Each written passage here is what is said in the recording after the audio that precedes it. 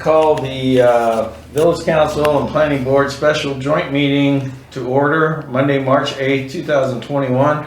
I show it is 6:30 on the dot. It looks like we have a quorum, and we'll just announce, it looks like a full quorum for council. And John, I'll let you go ahead and open, if you would. Okay, let me call order the joint session meeting with the council and the planning board. And we have a quorum. We have everybody here but Kent. Mm-hmm. Okay, and if Kent joins us, we'll just make a note of it. Make a note of it. Okay. Well, welcome everyone, and thanks for taking time out of your evening to join us. I guess this was a kind of a joint request of wanting to get with others, which we do every year. So thank you for taking the time to be here. First up on the agenda, we have consider allowing council members and board members to participate remotely. I need a motion separately for each board. So I'll need one from the. So moved for council. All's in favor? Aye. Aye. Aye. I need a, So moved for planning board. okay, second. Michael, or Mark, yeah. All in favor? Aye. And just for the record, there was unanimous on the council as well, so. Okay. All right, so. And Kent has joined us now, so, Okay. so we have a full planning board. All right, terrific. All right, so first we have adoption of the agenda. We basically looking at discussion of 2021 priorities and Marvin Heritage District next steps. Anything, you can't really add anything to it, but you can subtract. Are we all good with the agenda? Any objection on council's side? All right. Any objections from the planning board? Seeing none. Okay, I need a motion to approve the agenda as presented. From each board. From each board? So moved. Okay. From planning board, motion to approve. So moved. Who was that? Who? Okay. Kelly. All right. And who was? I need a second. Second, No, Melinda. that was Melinda. Oh, All right. Well, we have Melinda and Kelly. All right. Kelly seconded. Interchangeable, Leslie. All right. All in favor? Show of hands. Thank you, everybody.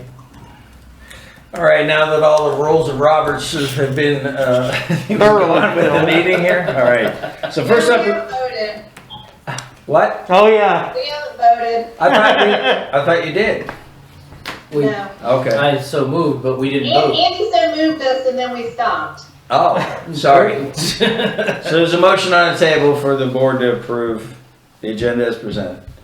All's in favor? Aye. Aye. Aye. And the planning board. Motion. Oh, they Motion yeah, passes. that's right. They already did. Everybody, it. Okay. everybody wave their hand. I'm very into waving hands. All right. Since Took us 4 minutes to get through the first three things. 3.5. All right, so first up we have discussion of 2021 priorities. And John, I don't know if you guys had some things, or council, if you guys wanted to start with that, or. you know, it was sort of a open-ended conversation, I think. You guys did make a short list at your last meeting. And Yeah, I we bring had that up. We had a short list, and Austin's going to bring it up. He's already I'm started. going to share the screen. All right. Okay, hold on. I'm bad at this. No, you're good. Oh no, I'm not. Yeah. Okay, can you guys see the Word document here? Yeah. Okay. All right. So I'm gonna highlight this area right here. Okay. And let me sort of begin starting in, and everybody can read the screen, I think. But you know, several of these, I'm not sure that are necessarily responsibilities or of the planning board, unless council wants to ask the planning board to look into this. But it doesn't necessarily fall under our ordinance requirements. Okay. Things such as, well, I can just go down the list of them. addressing the flooding issues on Marvin Road. That primarily was up in Mecklenburg County, and the construction of the roundabout at Newtown and Marvin Road. I don't know that that's a planning board. Installation of street lights and reducing the speed of Newtown Road. Installation of traffic calming devices, and then ultimately conversations regarding the Heritage District. That is, out of all of those, I think that's the easiest one to say is a planning board item. The others, if council wants us to get involved, I'm not sure what we have to do with those. I would say, just looking at like the first one, obviously one's a road issue. It looks like it's already being addressed or mitigated as I've been going up and down Marvin Road, which is a good thing. We'll have to wait till our next rain to determine if it really did anything. As far as road construction and roundabout, boy, if you guys have an answer how to get that to the front and center of that, we've been working, and just to let planning board know, we have invited 2 representatives from the state. I'll speak for myself here. I'm getting a little frustrated dealing with DOT on the local level, and it seems like they keep moving the goalposts for us, if you will. And with that, is a frustration that goes along with it. So at our retreat, we invited Todd Johnson and David Willis, and we had 2 county commissioners there. So they had asked us to kind of pump the brakes, if you will, because we're looking at everything, including even considering a bond to do this at today's dollars, so we can get this construction project finished and then have an IOU. And they were really concerned about that, the fact that DOT would make good on that IOU. So they asked for a chance to kind of pump the brakes a little bit on our end and see if they can deal with some of the smaller things like calming devices in specific neighborhoods, and then just see where they're at with the roundabout. I think they asked us to put a letter together and a hit list of, if you will, for DOT, and Christina has done that. She copied all of us. So we're hoping that these guys at that level, understanding that they're dealing with people higher up than the local level individuals, can move that process, whether it's the roundabout or I know there was one neighborhood that was just asking for something as simple as a stop sign, which, why we can't do that. Newtown Road, all those things are owed by DOT, so we don't really have control over a lot of these things. I'm looking conversations with, okay, so street lights, I think we made some progress on that.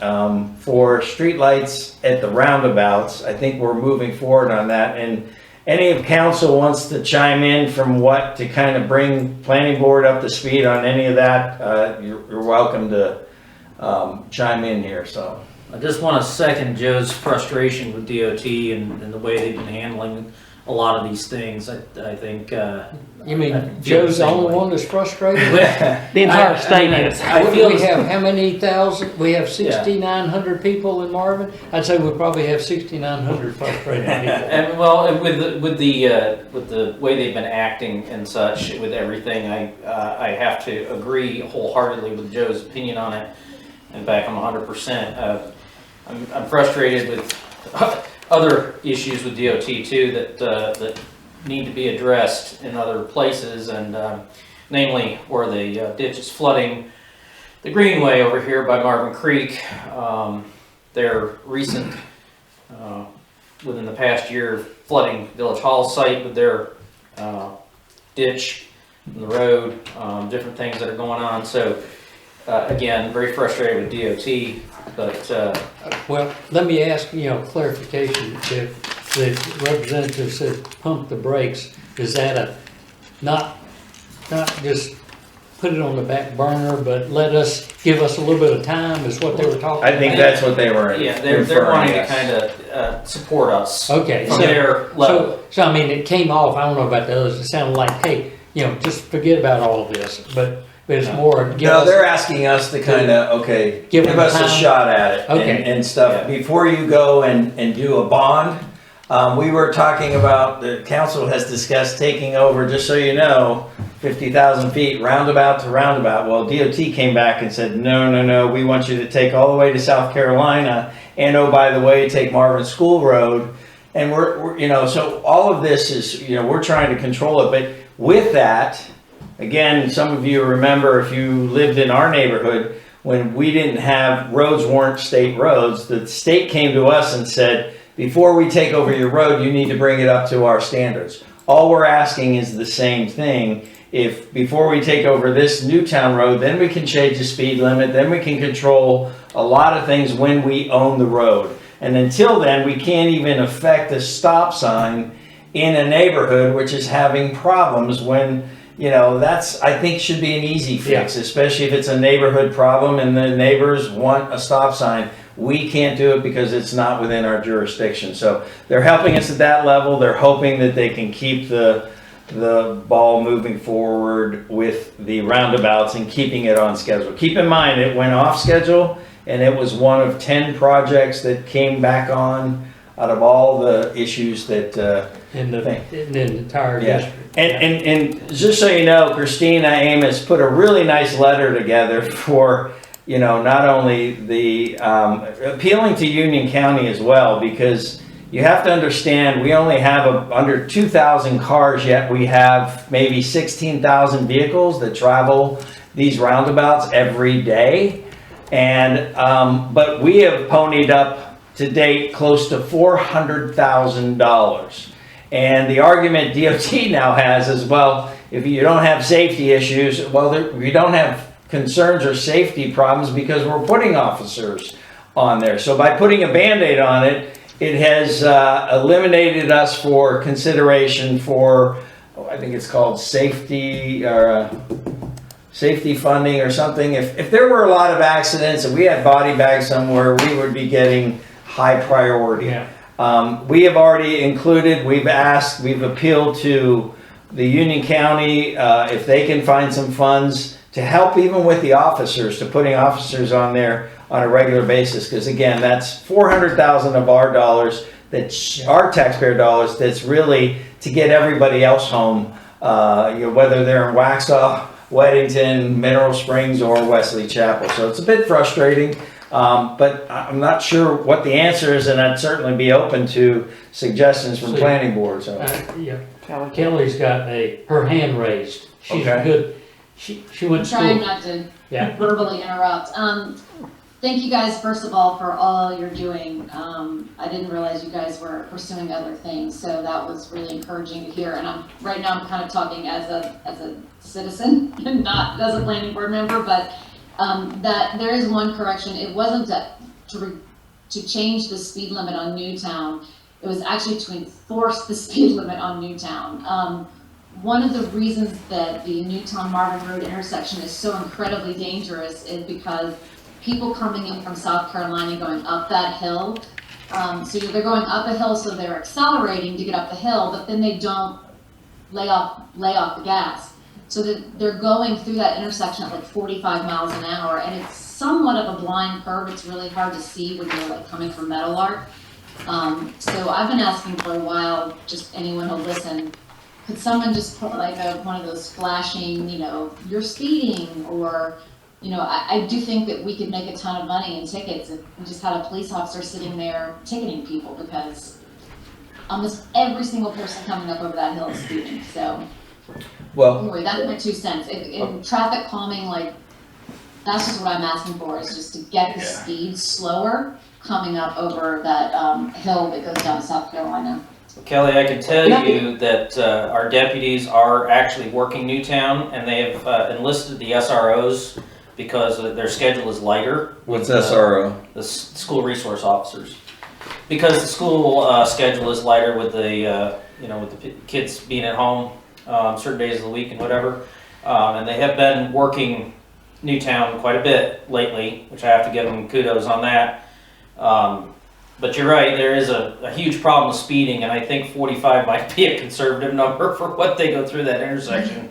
But they are working at it, and we have been pushing. I personally have been pushing about the speeds. Wax on Marvin Road is also a racetrack, and I see it every day and hear it all night on Friday and Saturday nights. So we're definitely aware of it and pushing the deputies to work a little harder on the traffic enforcement. But that said, we can't tell the sheriff's officers at all what to do. We can't tell them we want you on this corner during this time and stuff. That is beyond our agreement with them. They will not allow that. In fact, little things that we've asked them to do, their upper management has already came down on us about, we're the ones that tell where we can make suggestions, but it's a good point. We'll certainly have that as far as a priority. But to Andy's point, we know what the issues are, where they're speeding and stuff, but they're going to do what they want to do. We don't really have control of them. It's not our police force, it's the counties. Well, it would help if neighbors showed up at county meetings to complain or encourage them to address it. Just let me know and we can get people on their calls. So Yeah, that's a good idea. I don't know how to help without, you know what I mean, like in a different way. I understand, yeah. Christina. I've got one, if you don't mind. Go ahead. The speed radar that you're referring to, Kelly, is actually in the shop right now. So as soon as we get it fixed, we'll try to get it down there and enforce. But it's got pretty serious things wrong with it, so we're trying to get that addressed. Oh, that's good to know, Christina. Thank you. And unfortunately, we wouldn't get a dime from the speeding tickets. They all go to Monroe. But, I mean, if that would be a way. That's unfortunate. Yeah, well, Yeah. if we own the roads, I'm not even sure we get that. I mean, it all goes to it's the sheriff officer. I think it all goes to Monroe. And then gets divvied up, whatever, part of the taxing, what's coming in, so. I'm not sure that, I know I told Christina, I'm not sure whether anybody else is aware. I came in from out in my shop last week, I guess it was, and my wife says, "Oh, there goes another one." So the deputies were cracking down on left turns up here during the posted hours. About every 20 minutes, you could hear the siren again. Yeah, so they are sitting there at 3:30. I think it says 3:30 to 6:30 if I'm not mistaken. So those that are making the left turn, and I think that was the best answer we could do.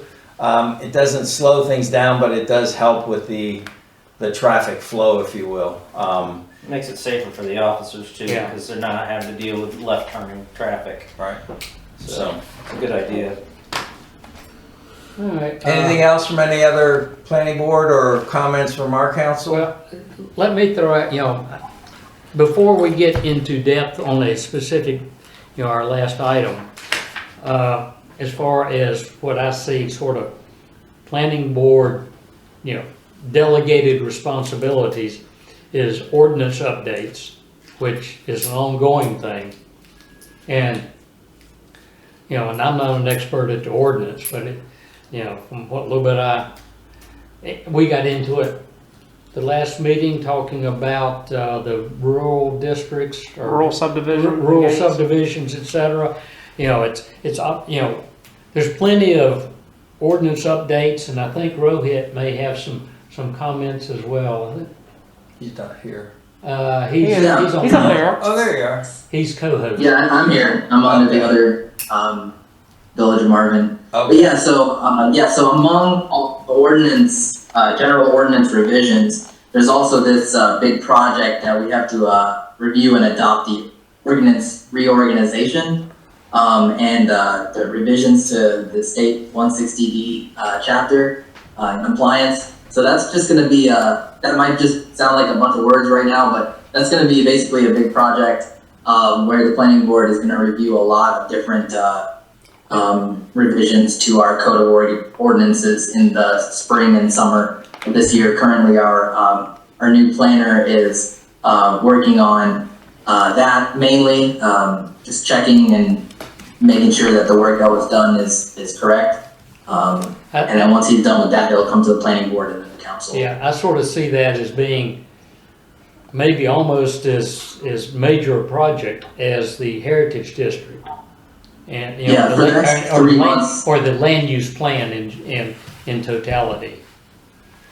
Right. Yeah, for the next 3 months, that's going to be a very big project. And that does, I bring one last point, which is, the planning board will continue to maintain and draw upon the adopted land use plan in helping guide the decisions for the next coming year and years.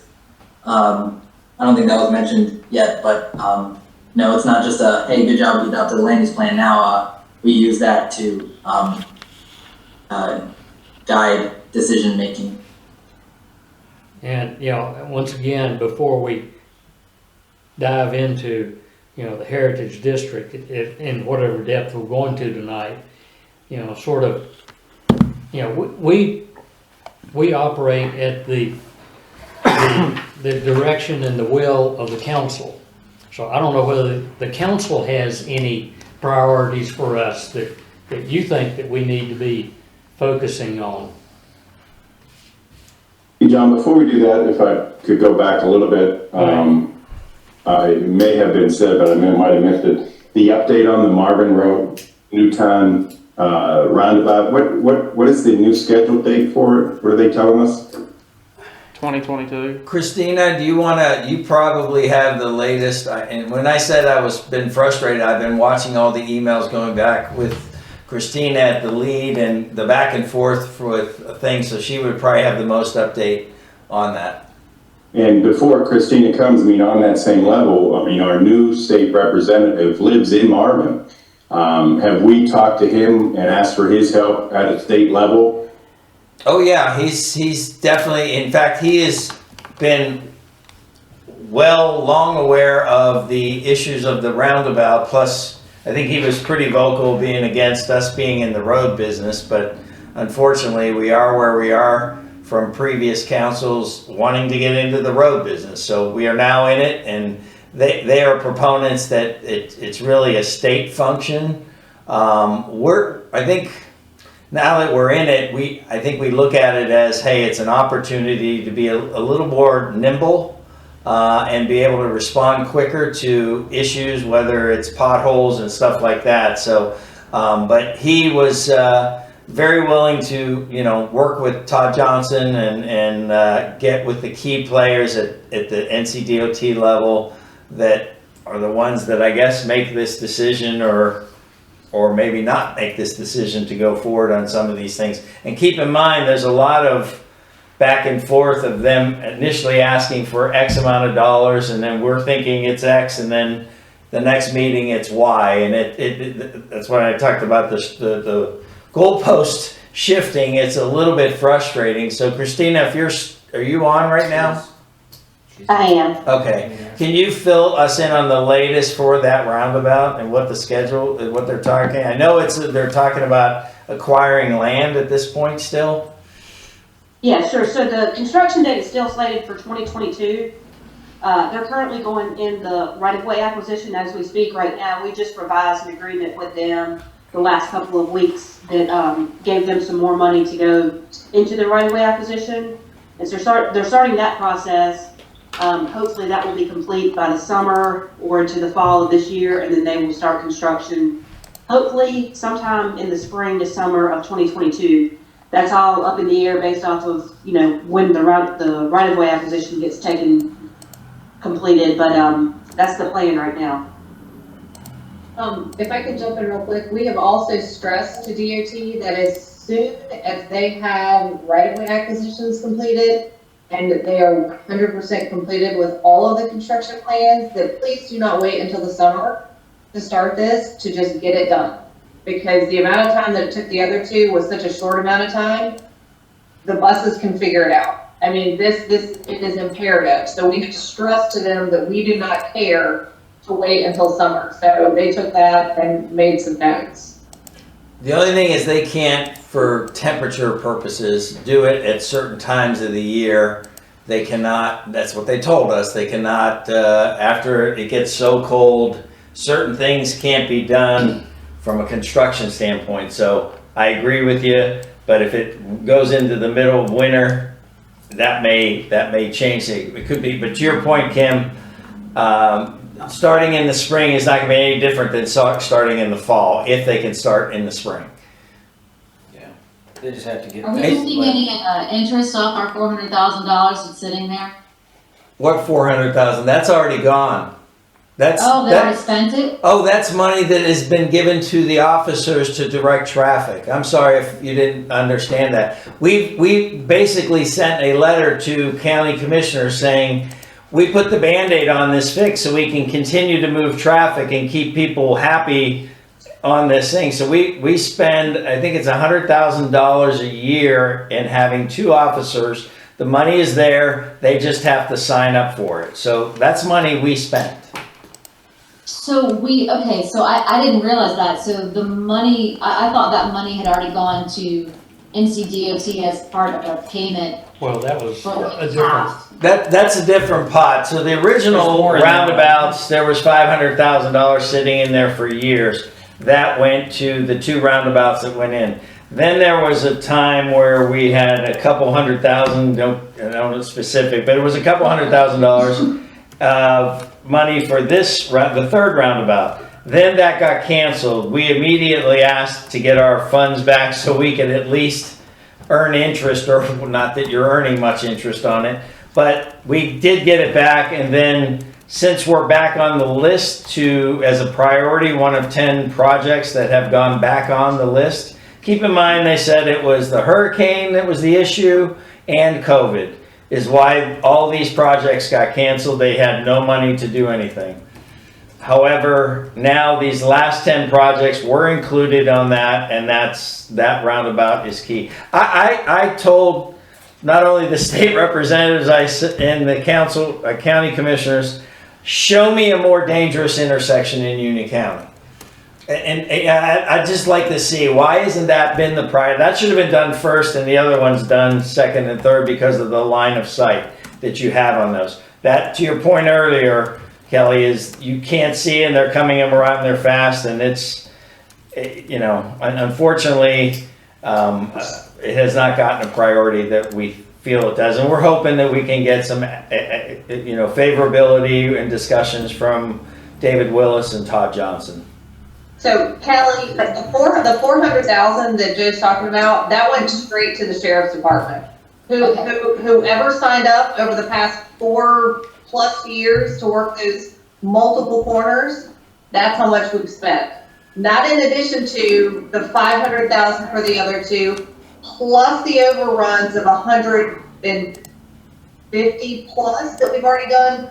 Now to the 3rd roundabout where we're 250-ish in, and then that's not all, and then that doesn't include the overrun. So we're like $1 million into the 3 rounds. And anyone who's in the construction business knows that if you want to do it, you want to do it now. If you even look at the cost of construction to build our village hall, which we'll talk about a little bit probably, but costs have gone up so much. So we're asking, how do we get this done now? Do we take out a bond on behalf of the village of Marvin, which is a very secure bond, I would think, but it gets it done in today's dollars.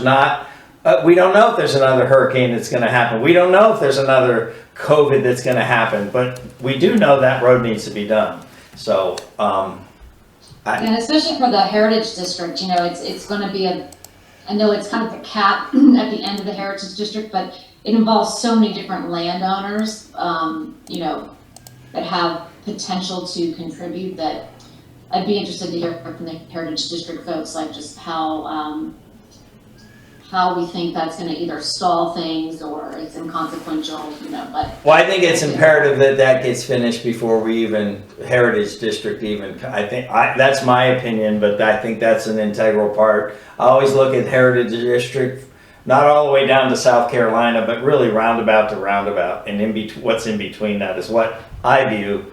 And I may not be speaking for all of council, but it's DOT that said, no, if you're going to take over our roads, we're going to ask you to go all the way down to South Carolina.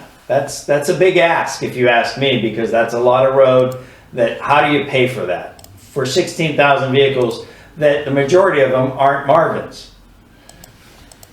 Well, just the physical setting of the roundabout makes sense to have it done before the Heritage District, Yeah. because it pushes so far over in the alignment. It takes up a lot of property, and it takes up, I believe, around an acre collectively that they're purchasing to build it. So it takes up a good chunk of land. So getting it laid out is going to make sense before we lay out the Heritage District from that standpoint. And is there any other questions on regarding like the road issue before we move on? I think the streetlight issue, you touched upon that it was around the roundabouts. The streetlights were installed on Newtown Road in Mecklenburg County and stopped right at Union County. As we know, that Joe Carr Newtown Road is a very poor intersection as well, with a lot of accidents. Has there been any discussion about extending those streetlights all the way up Newtown Road? No. Those lights that are on the other side Marvin Road? are actually Charlotte's lights, because Charlotte city limits go to the county line there. Right.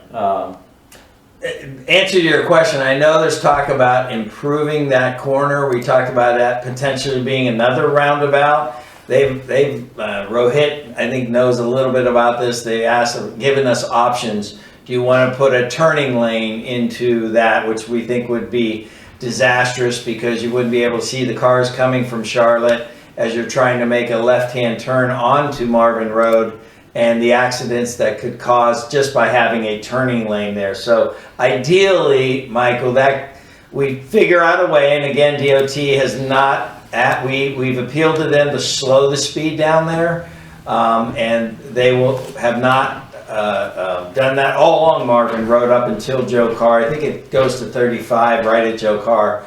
But I think we've even talked, or again, this would be way down the road, of that eventually being a roundabout, being more easier to move vehicles at high traffic times, that type of thing. But we haven't got into the discussions of lighting in that area. Is that something you would consider, considering that, it really does make a difference in Charlotte as you enter? You can tell a major difference if you're coming up Marvin Road and the lights are lit and it's very well lit, and then you get into Union County, it becomes dark again. I mean, is that something for consideration for safety reasons? I mean, It's a lot cheaper than a roundabout. we can consider it. Unfortunately, it's DOT's roads. They would have to approve it, and they would require us to do a survey, get an encroachment agreement, and then we'd have to pay for it. So, Rohit, how long have we been trying to get the lights on the two roundabouts that have already been built? I think been having bi-weekly conversations with Union Power for like 2 years now. Just to work out the procedure to get 9 bulbs installed. You make it sound so simple. My point is, Charlotte was able to get it done, and they got it done on Marvin Road, and they stopped. They're their roads, not maintained by NCDOT, so they can put the lights up. They're not our roads. We can't do it. So the Newtown Road is Charlotte's road, and then when it hits Union County, it becomes state road? No, DOT is still maintaining it there. I don't know how they put that up, because DOT is the ones fixing that water hole over there, and they did all the grading last year on the ditches. So I'm not sure how Charlotte did it, but that's definitely in the city of Charlotte, and the city of Charlotte, I'm sure, has a lot more pull than we do. Well, again, my suggestion is this: it makes a difference on that road. Is there some way we can investigate and see how they did it, and if we can extend it on in Union County to make that road brighter and safer? We could certainly discuss it, Michael. I mean, like we've had a lot of trouble with just trying to do these roundabouts, but we certainly can discuss it and we can certainly look into it and see if we can Okay. make that work. I mean, we're not, That's all I'm asking. yeah. I mean, I think it makes a huge difference on the Marvin Road, and then it gets dark again, so it has been done, it can be done. There are, utility poles that are already existing that they use to put the lights before. So. Which is exactly how it is on those roundabouts. They could have requested the development. We're at 2+ years trying to get those done. Okay, well, I hear you all, but I'm just saying, that's one of the things that we discussed, and if it can be investigated, and, that would be great.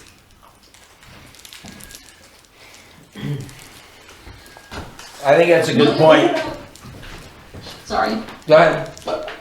May I ask about, we heard a year or two ago that you guys were kind of looking into branding and potential signage, and I know there are areas of Marvin that having signage just doesn't necessarily make sense, because it's like you're in Marvin and 100 yards later you're not in Marvin and you're back in Marvin.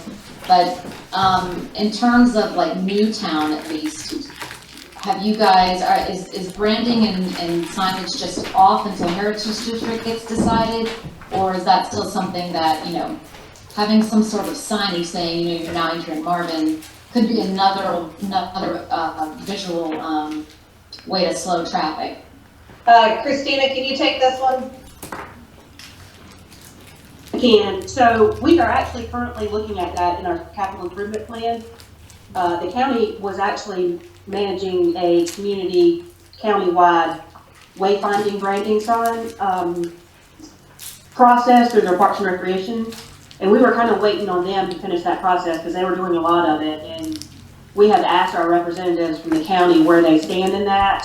And we have also put some funding in our capital improvement plan to start planning more effectively for that. Cool. And Christina, you just found out that the one welcome sign on Newtown Road at the South Carolina border, the quote was how much? Somewhere between $366 and a little bit over $500. So for just one small sign, it's pretty costly. So we are working on these street blades that are branded, which we have in here that are being replaced. I mean, it's a start. They do at least, notate that you're in Marvin. It's got our seal on it. Have you It's a seen start. that? We're working on it. It's not a cheap process, so we're doing what we can with the resources we have. That's great, thank you. Well, my car tells me welcome to North Carolina when I come back in, but maybe we should call them and tell them to say Marvin instead. Not a bad idea. I mean, it has been an issue, or even doing it with neighborhoods, so, but not cheap. Anything else transportation related as far as,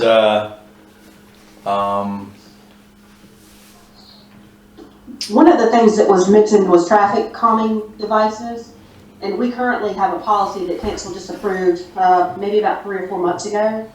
So if y'all are interested in learning about that traffic calming device policy, I'll be more than glad to share it in a planning board meeting or get ready to do so. I've got We it. have a policy. Christine, I've got it pulled up if you want to show anything about it. I think it's pretty self-explanatory, and I haven't reviewed it since we enacted it, so I can't really speak in terms of reading off the screen, but you can send it to them and they can read it. But in short, if a neighborhood wants some type of traffic calming device, whether it be a speed table, a stop sign, any of those things, we can go out and set the ability of that, and the cost would be borne to that HOA requesting that, whatever the device is. And it's on our website too, under transportation. And I would assume that would be on Marvin streets versus DOT streets, That is correct.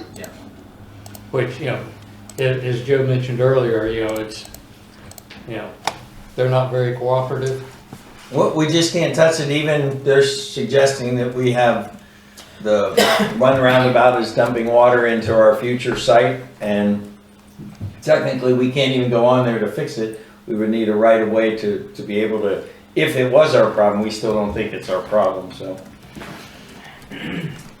Is there any further update on installing speed limit signs in neighborhoods? I know you've started that, but what is the update on that?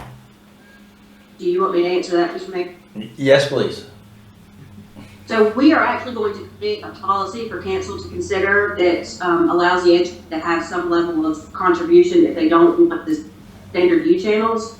Now, it would be at a cost, again, to that HOA, and we would give them some time to get that installed or to get the change out before we actually went in. So we are making some level of revision for the HOA to have some contribution to that at their cost. Great, thank you. And it's a little tricky, Mike, because all signs in different neighborhoods, there's different things that need to happen. Some are enclosed, the signs are enclosed, some signs just hang. So all the posts are different in different neighborhoods. So, you know, there's a standard sign that comes through, whether it's a stop sign or a sign that indicates a street that the DOT would offer. That's kind of what we would offer. If a new neighborhood comes in, I can see us offering the standard sign. Now it's up to them. That's at a certain cost. It's up to them if they want it to match the rest of the decor, if you will, or the kind of neighborhood that you want. It's going to be an expense to that that neighborhood, if it's a developer or, quite frankly, a neighborhood like ours or any neighborhood, if they want to. I agree with that because, you know, I think that the HOAs in the neighborhoods have spent a considerable amount of money, you know, designing their poles. And, you know, I think if it would be a good idea to communicate with them and say, hey, we have to put up speed limits and we're going to put the standard speed limit sign up. But if you want to put it on your pole and it matches, you know, that cost will be borne to you. That's all. I think that would be good to have that communication line open. Yep, I think that's what the direction we're going. Great. With this new thing. It'll be a little while before policy in place, just so you know. It'll probably be at least 2 months. That's fine. And as far as, I was just thinking of priorities, it's roads, not really related to roads, but just to let you know, I think, and I want to give a little shout out to Andy here, we take direction. We all have our own knowledge, and it's limited knowledge on certain things. And we take direction a lot of times from engineers, and they tell us, hey, it's going to be X amount for a fix and stuff. So we've had a continuous issue with all the rains that we've had in Marvin Creek that parallels the roads that's next to the little, in front of Marvin Elementary School, where we actually have to shut that whole area down to close it off because it's The Greenway. The Greenway, yes, sorry.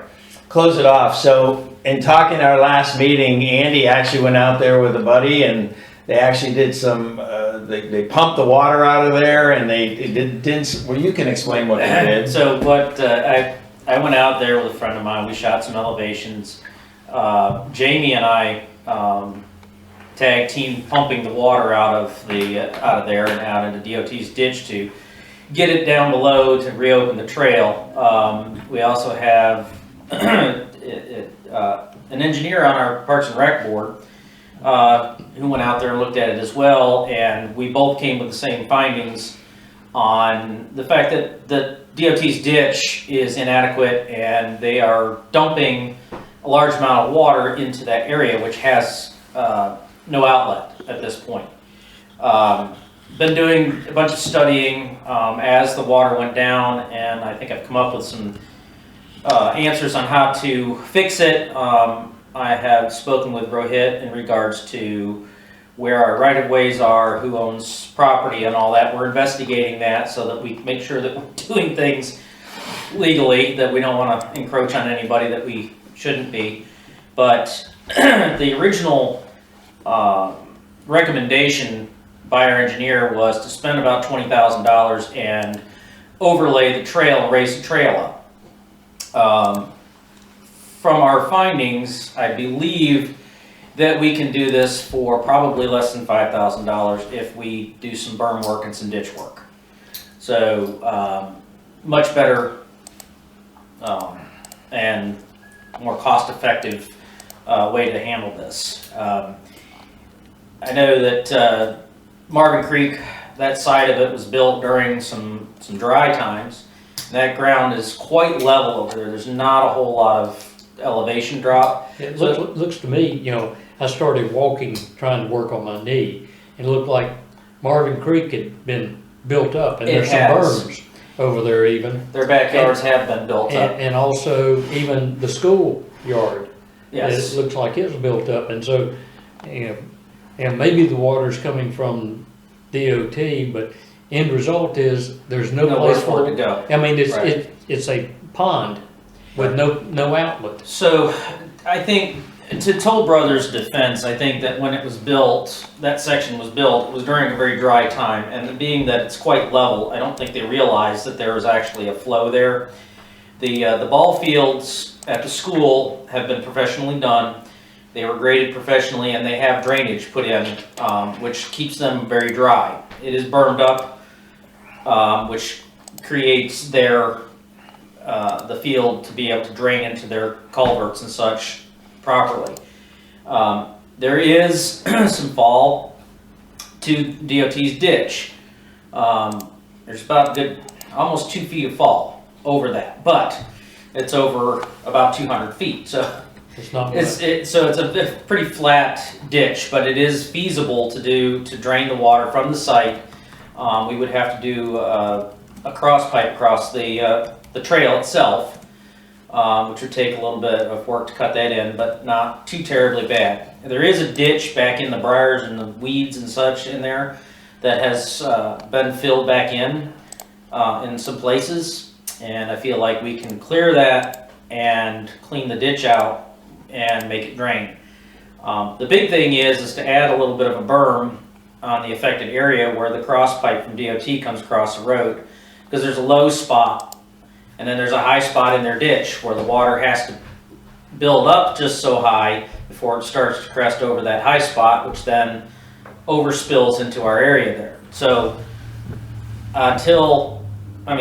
doing a 8-inch tall berm there, you can barely even tell, but that'll hold the water from backing up, so that whenever DOT gets around to going out there and fixing their ditch to make it flow correctly, which could be 2050, the rate they're going, we'll at least be able to guard against it flooding that area.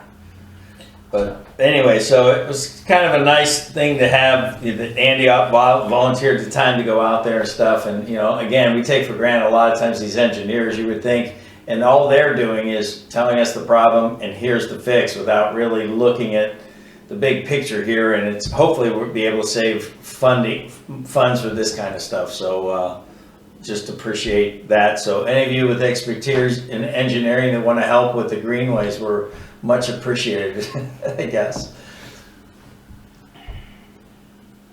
All right, we're gonna get on to the big topic now. Are you guys done with the priorities? The only other thing on priorities is, let me ask you this, because I know there's a little back and forth with planning board. Where are you guys at with the design review? I know you had a lot of questions and stuff, and It's on next week's it's on agenda. our agenda for next week. it is, Yeah, okay, to talk about. yeah. All right, okay. Yeah, if I might just add one more thing, the extremely complete version of the Village Hall plans is on the agenda, so we're looking for a final approval. Hopefully everything is covered. Okay. Our handrails. And I didn't hear any objections when I sent it out a few weeks ago, so. Okay. And just to put together a really nice summary of all the requirements for the ordinance and what sheets matches up with said requirements, so it'll be a lot easier for the planning board to go through and, you know, pick out which parts apply to which sheets that are in there. So it's real self-explanatory once you see it. Good. Yeah, I just finished that today, so it's gonna be in the packet. Thank you. I guess moving on will be we'll move on to the discussion of Marvin Heritage District. We'll call it next steps. I think we're at a crossing point. We're learning as much as we can given the information that we have. We've got some unique, one of the most unique things, it's not like we're revitalizing an existing town. We're trying to create something from nothing, and you're dealing with about a dozen landowners. Everyone has told us that in itself is a challenge, and how we get this process moving forward. So there's a lot of ideas kicking around.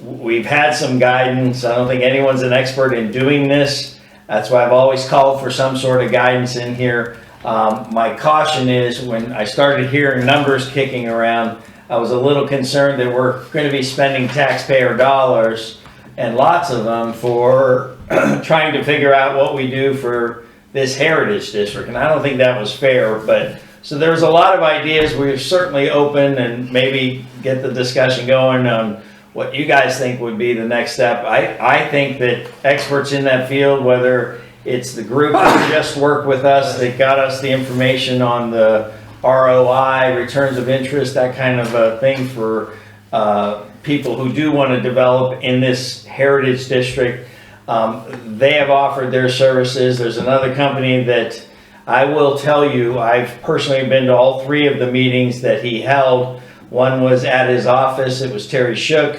I think I myself was sitting at that meeting, you know, pretending there was a break, because it was way beyond what I could imagine Marvin being. But then the light clicked on for me, I will say. There was another meeting with some landowners that they held that was very good. And not one time did any other councilman, and this was a couple of years ago, so it's a couple of councils ago, was any representative other than myself. No one showed up. But the whole planning board, by the way, that was in place did show up. They had to call for a meeting at the initial meeting. We had one other council member show up at the landowners meeting.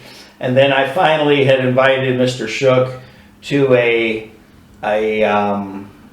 retreat, and he had his 15-minute elevator speech on what he could, you know, kind of help us out with. And I think at that point, all the council were really there, and some got it, some didn't. But I don't think this was ever really looked at seriously from a group like who we were looking at to kind of hold our hand, if you will, and walk us through this. Because again, you have 12 landowners. They may have 12 different ideas. Master plan, that statement was a bad word in the during the election. You couldn't say master plan, but it is a master plan. You have to look at it, everything from 50,000 feet. So it's a struggle, and I'm open, and I think council is open to where we go next from here. I think you guys have done a phenomenal job of putting the land use together. The land use plan, was the first stepping stone. We got some information back. We also, you guys brought the voluntary group. Mm-hmm. They made some suggestions that were a little eye-opening for us too. First thing they said was to get rid of Eford Park because it's not in the center of the community. So ideally having something that is in the center of our community that people can use.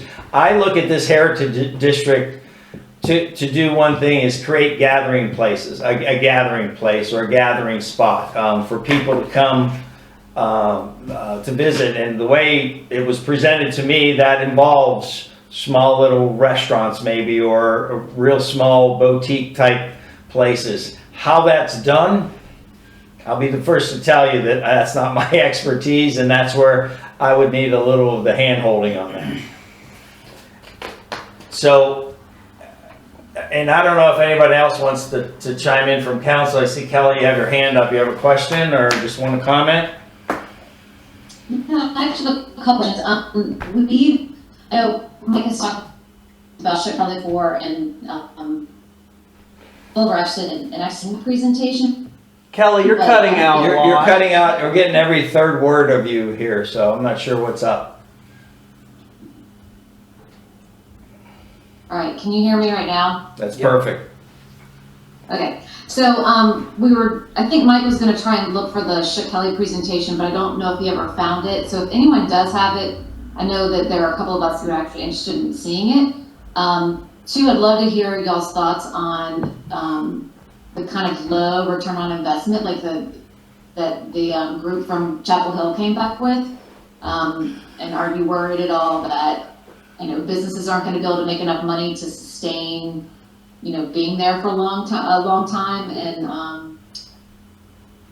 I can't remember what the third one was, but that's enough, so, wanna talk about return on investment? Well, I think when you look at return on investment, a lot of times it's really the developer coming in to see, okay, can they do this and make this work? Whether it's a housing project or anything, are they gonna get the return on it? And I think everything's coming back, and a lot of things were missed. I think Mayor Pro Tem Kim Vandenberg said that, there was a land cost and stuff where all these landowners already own the land. So I don't know if that was factored in properly or correctly when they came back with that. But in the same respect, a lot of these landowners, the 12 of them, us included, don't have necessarily the deep pockets to, so that's where investors come in and they do all of that. So again, trying to figure out, we have a land use plan, trying to figure out what you would need, and what I was hearing at the meeting they came back with is we needed higher density to make it work, which was a concern, because we've always talked about, okay, what kind of density would you need? But there's ways to do that too. I mean, some landowners have some great ideas of what they could do to make their section work, if you will. And I remember the third question was, if we were to hire someone, I think it'd be worth someone's weight in gold just to be able to figure out storm drainage and how do you connect utilities and all that, and parking and all that kind of stuff if we were to move forward. But where's the cost burden? Like, does that fall on Marvin to coordinate all of that? Because the planning board, we were having a conversation the last time we met just about, we're kind of at a standstill. We don't own all the land, so we can't sit there and plan around it and not have anyone be interested in it. It's a waste of our time. So the landowners need to step up and start saying what they want to do and making some moves. So in terms of getting coordinated efforts, whose financial responsibility is that? that's a great question, and that was a big concern of mine, because again, if say the number was $100,000 to do all this, who's gonna I don't think it's the Marvin's responsibility to figure out what's the best use of land for this heritage district. I think we could look at this and maybe do it proportionally as a shareholder, if you will. How many acres are you dealing with? If you're in the Marvin district, how many acres do you have? And what is the cost going to be, and divided by, that's your share. We could look at it that way. Those questions I don't think have been answered. But I think more importantly is, it's who do we go to next? Do we go to a, are we digging real deep into this, or are we doing this at 50,000 feet to saying, okay, here's what this would look like on drawings. You could put potentially this here and kind of map it out that way. That's where I struggle with this, on who do we go to next. I see Melinda, you have your hand up, Doctor. Yeah, and I appreciate you saying that, because I think the issue that I'm having with this is that I don't think, from the way I understand my role both on the planning board and both my role in the Marvin Heritage District, is to plan this and help somebody else develop their land. From my understanding, it's more of our job to then say, yeah, this is going to work, or no, this is not going to work, or yes, this is how we want to zone it, or no, we don't, this is not how we want to zone it. And I guess my question becomes, at what point is it our job to come up with a plan and develop this versus the landowners? And then my follow-up question to that would be that if this is our job, are we setting a precedent if other group of landowners want to come together and sell? Are we going to do the same kind of thing for them? At what point does it become a whole idea for the village versus us doing what we our purview suggests that we're supposed to do? And I agree with Melinda and Kelly. I think that, from both the Heritage and the Planning Board, we kind of feel like we've done everything, and the Village of Marvin and Council. I think that everybody's done everything they can up to this point. And now it's time for the landowners, and Village of Marvin is a landowner as well, to kind of take the next step and say, they hire the urban planner, they have a site drawn that see what it looks like. They connect the dots on that, and I think that then they bring it back to us with the ideas, and then we look at those ideas, and if they work, great, we move forward and try to help that make it work. But I think, like you said, Joe, I think we're at the crossroads. We've done everything now, and now if the landowners really want to make this work, it's in their court. Let me sort of, maybe try to summarize what I see, up to this point, and maybe going forward. Back to the DFI feasibility study, and I understand why the council, moved ahead with that, and that, I can see that the last thing that we want to do is develop a zoning ordinance or, the Heritage District on, as far as requirements and ordinances, etc. And then Mr. Landowner comes in and fulfills, he builds something to our requirements.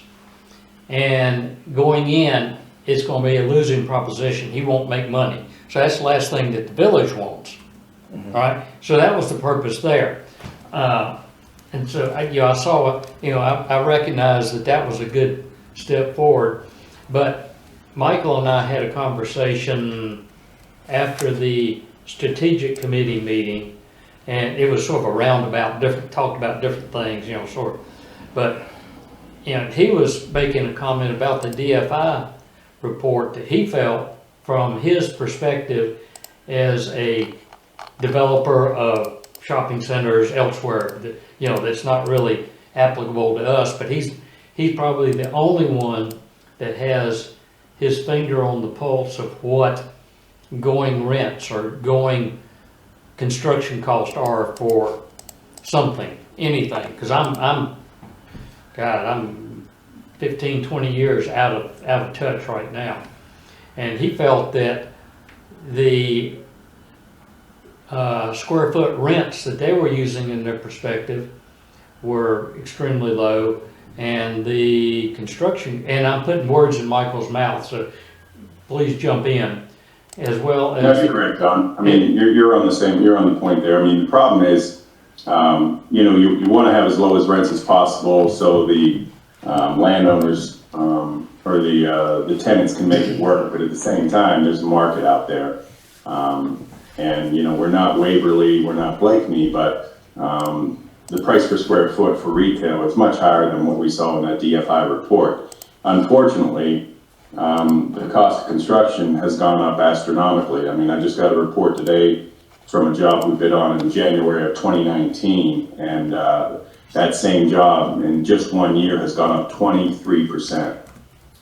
So there's a lot of hurdles involved in this, and but I did think that the price per square foot that they were quoting is what you could obtain in a market such as Marvin in that area. We're low, and then that makes the return on investment lower, and then nobody wants it. So yeah, so you were right there, John. All right, and I'm not putting word, I saw a need there, and Joe, can I interrupt really quick? Sorry. Joe, you had alluded to what I had said earlier about that the land cost was factored into the return on investment of acquiring the land. Rohit, can you clear that up for us? Because I feel like you told me that they put in numbers to acquire the land, but since the landowners own the land, they didn't have to do that. Can you clarify that for people? And if that's the case, then we need to get like accurate numbers from DFI. Right, so in the beginning, they didn't, they had an assumption, they couldn't assume which property owners own the land because they did the analysis in nodes. But if they were to do another analysis, they could make the assumption on a property level that the land acquisition cost wouldn't be a factor. But that only works though if you own the land outright. Which would skew the numbers probably, right? Well, obviously, if landowner A, inherited the land, 100 years ago, or whatever, I'm just saying, it's still, he has, even though he didn't hit his hip for the purchase of it, it has a value to him, even if he was going to look at flipping it and selling it, so he couldn't put the land price cost in there in that development for zero.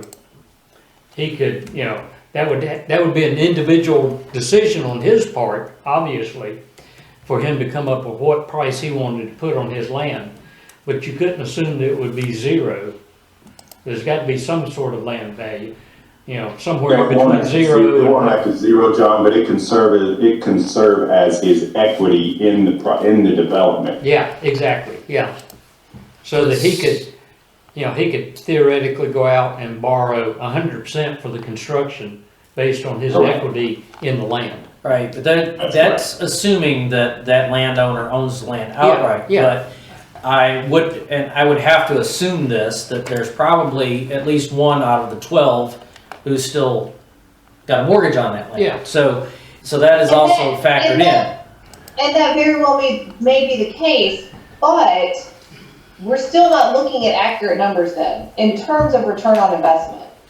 Yeah, and the whole purpose, I think, of that analysis was not that we're going to be, investing in it. We just don't want to create something that is going to be an empty box. That's the last thing we want. A soybean field is much better than an empty box sitting there. Oh, absolutely. Well, I think a lot of people in Marvin would just soon look at that soybean field. But I know it, but I mean, that's really is the whole purpose of that study, is that we didn't want to go down and create this beautiful image that's going to be an eyesore. right. If I could just say, I've been involved in discussions and meetings for probably 2.5 years now on this subject with the landowners and everything. The one thing that I can never, as I sit back and I just look at the viability of this ever happening, the one thing that I can't reconcile in my mind how it would occur is when I look at the 12 different landowners, and they each own different size pieces and strategically either important or non-important pieces based on what ultimately the infrastructure needs would be required, including the fact that there's a state road running through the middle of that whole thing. It could end up just because of where the existing, main sewers are, the main water lines, or wherever the power lines, everything is certain pieces of property just might be best to be the pond, the retention pond. Others are going to be great for the parking lot. And unless these 12 get together and create one entity that they decide who gets what share, and then from that position, they can go and design what's feasible based on all these factors that have to be accounted for to put this project together. But to sit there and say that we could go through all the different requirements at the state level and all the different aspects of, every different thing that you have to do to develop a project like this, environmental, everything. To say that then the chips would probably land somewhere where every landowner is going to feel happy about the rents that his piece got based on what it just seems to me almost impossible. It almost seems like you'd better find a lottery ticket than to assume that you could have 12 different ownership interests who are going to be bound together by this mandatory set of things that have to happen to develop that as one concept with 12 different fractional ownerships that are pulling against each other. I've never been able to reconcile how that's ever gonna happen, regardless how many hours we spend talking about it. Now, if somebody would kind of help me through that, then I could probably see why this makes a little more sense for us to keep putting this amount of time into. Well, I think that, We're talking about theology. I think that's I'd where, really like to jump in here. Go ahead, Rohit. If I may. go ahead, Rohit. So I also really don't see a future where we don't develop some sort of master plan. As Mark said, if we just create a zoning district and hope that it all falls together, it's not going to. But that's one thing that we do have in our belt is that we hired a planning assistant who is part of a firm called N Focus, and the CEO of the firm really likes this project and is willing to put resources from this company, which is a major, planning and land design company, within the cost of our current contract that we're already paying for the gentleman that we've hired.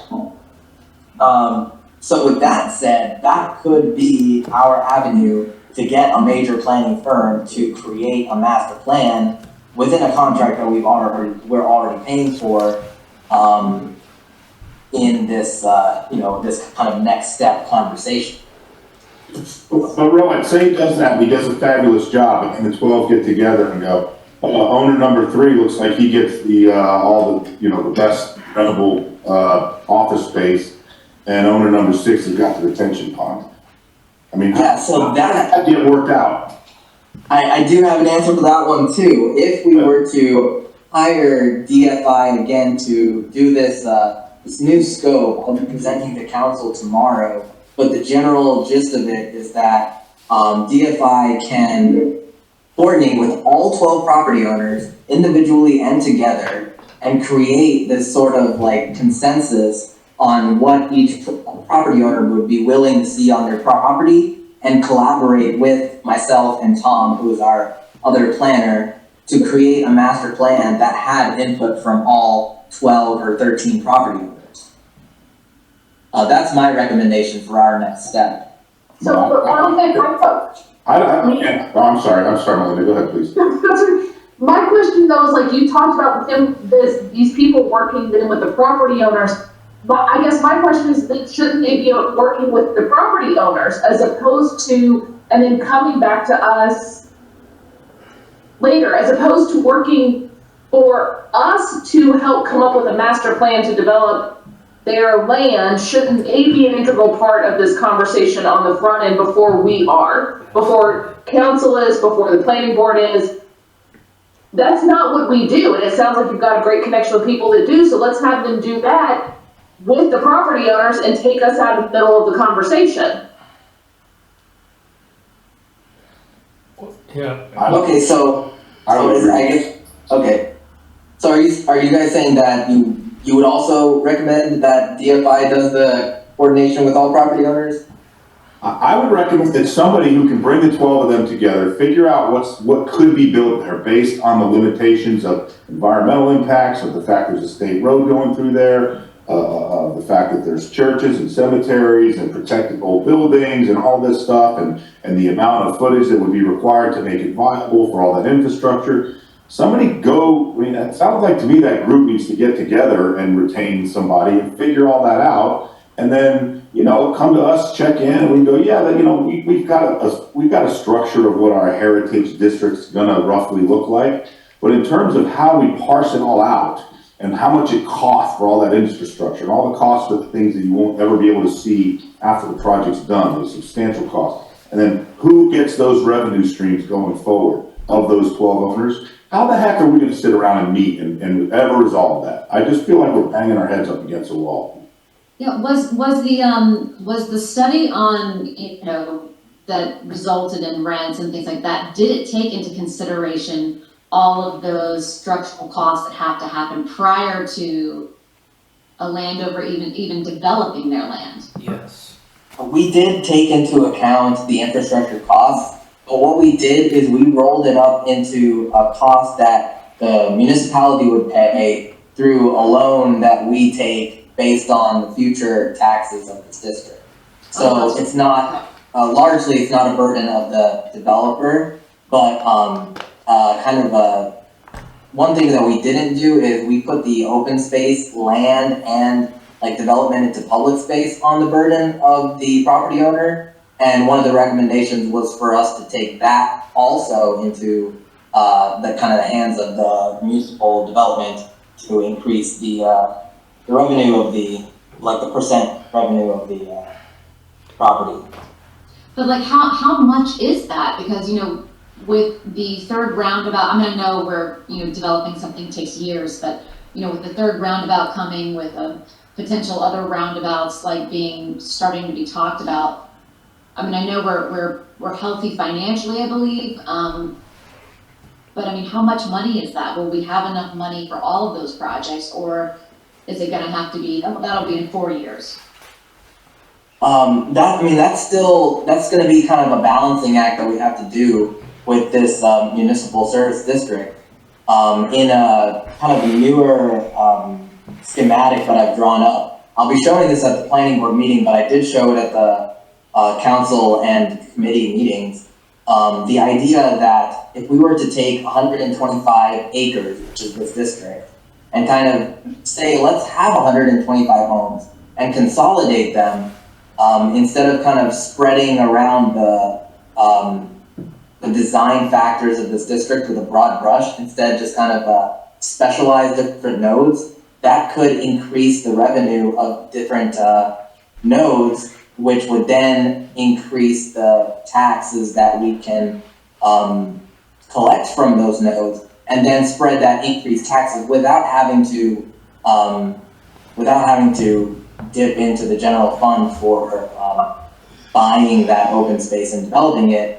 And there's also the opportunity to apply for grants, just like you know how we got the $1 million from our regional transportation group for streetscapes. There's a world full of grants available to municipalities that want to develop or revitalize a downtown area. But To answer your question, Kelly, we do have a general estimate of the cost. They're not engineered, drawn estimates. We have a good idea of what they think they're going to cost. And what we would do is basically take out a loan for the cost of that infrastructure, and we would spread it over a certain number of years, and we would hope to recoup that money based off of the tax overlay district that we would get. So hopefully that answers your question a little more. yeah, and Rohit talked about that at the last planning board meeting. I think one of the things that I think I'm hearing him say, but he's using language that is not planning board friendly, Rohit, but is you're talking about density and doing conservation planning, which the Marvin in general is against density. We've seen that. That's another ugly word that we can add to the master plan. You know, like people don't like to hear it, and then you hear it, everyone freaks out. But it's not just density. They didn't like the conservation idea either. Now the survey we're talking about a fraction of people, but like people, I think we were kind of disappointed in that when we put it in, and then we didn't really get a favorable reaction. So all these things that you're talking about are all things that villagers with pitchforks, they didn't like. So how do we weigh that with, do we do what our neighbors are saying they want, or do we move forward with something that, I don't really know how to explain it. I mean, I see what you're saying there, and this, I guess, next month or two is going to have to be, there's going to have to be some balancing, some compromising, and some clever ideas brought to the table. Like, for example, if we were to say, okay, let's just do 2 units per acre across the board, of course, then the district would, the property owners would be more profitable, but that would not be favorable to the community. And if we were to say, let's do apartments, then again, it would be profitable, but it would not be favorable. So we have to come up with ways that, we still keep the values of the Marvin land use plan, but kind of move in the direction of, making the ROIs higher at the same time. We have to figure out compromise. I see Melinda's got a question. But yeah, so but you keep Rohit, you got all of these ideas, and I love it. But except that, like, I don't know that it's our job to come up with all of the ideas and all the possibilities and put all of these ideas before the homeowners, before the landowners. I think that part of it is their job. What do they want? How do they want to see it? How many ideas? And I guess this isn't a rhetorical question at this point.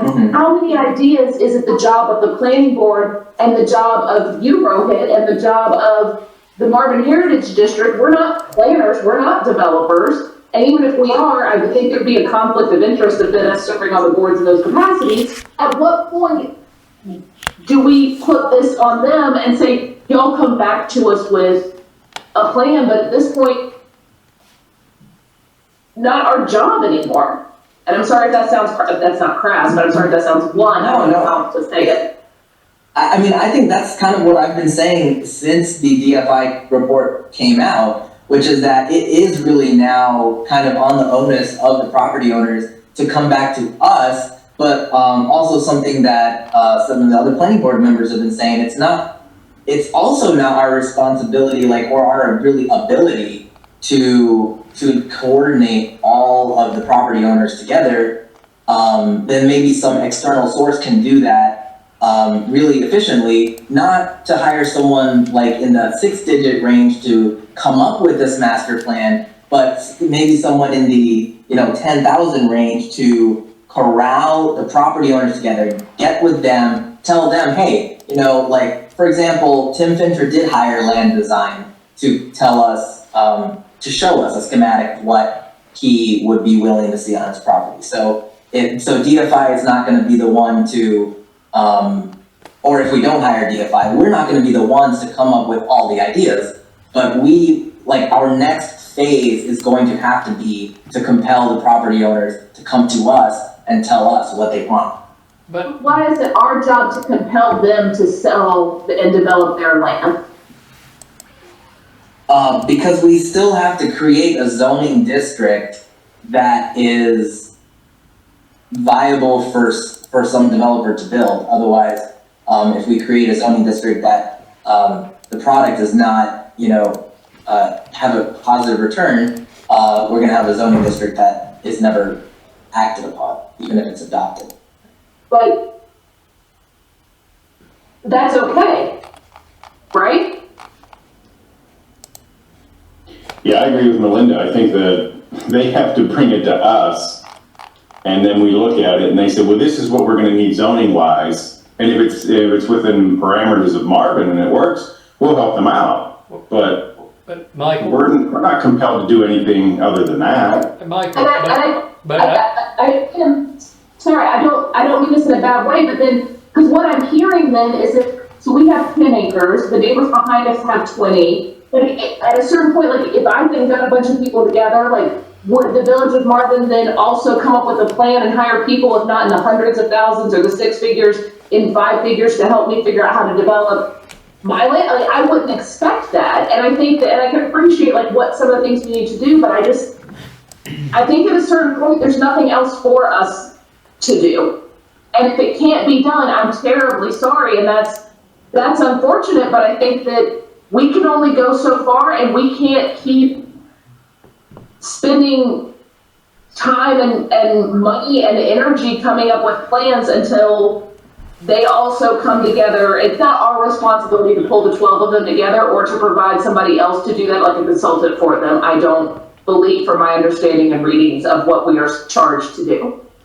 Yeah, and back to Michael, I don't, it's, as Melinda said, it's not our responsibility to design, totally design this thing. But I think that through our ordinances, what we've got to do is give them a vehicle to have something to come to us. We can't just say, bring us a plan, and if we like it, we'll write an ordinance to match that plan. That's backwards. Why? We've got to have an ordinance first. Why couldn't we do that? Well, then- Absolutely, why can't we do that? Why can't we? Because if we write the ordinance first, we're having to guess at so many different variables and factors.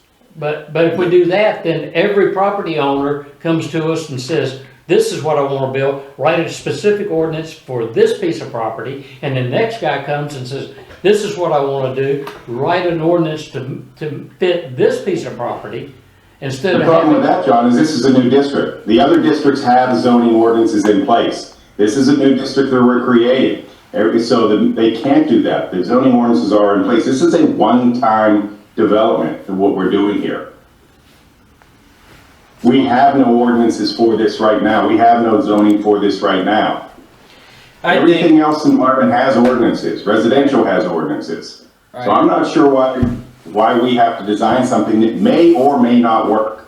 I think I have to Let's agree. see what they can bring us and see if we can make it work. I think I have to agree to some point with most of the planning board members in the fact that we do need to know what the property owners want.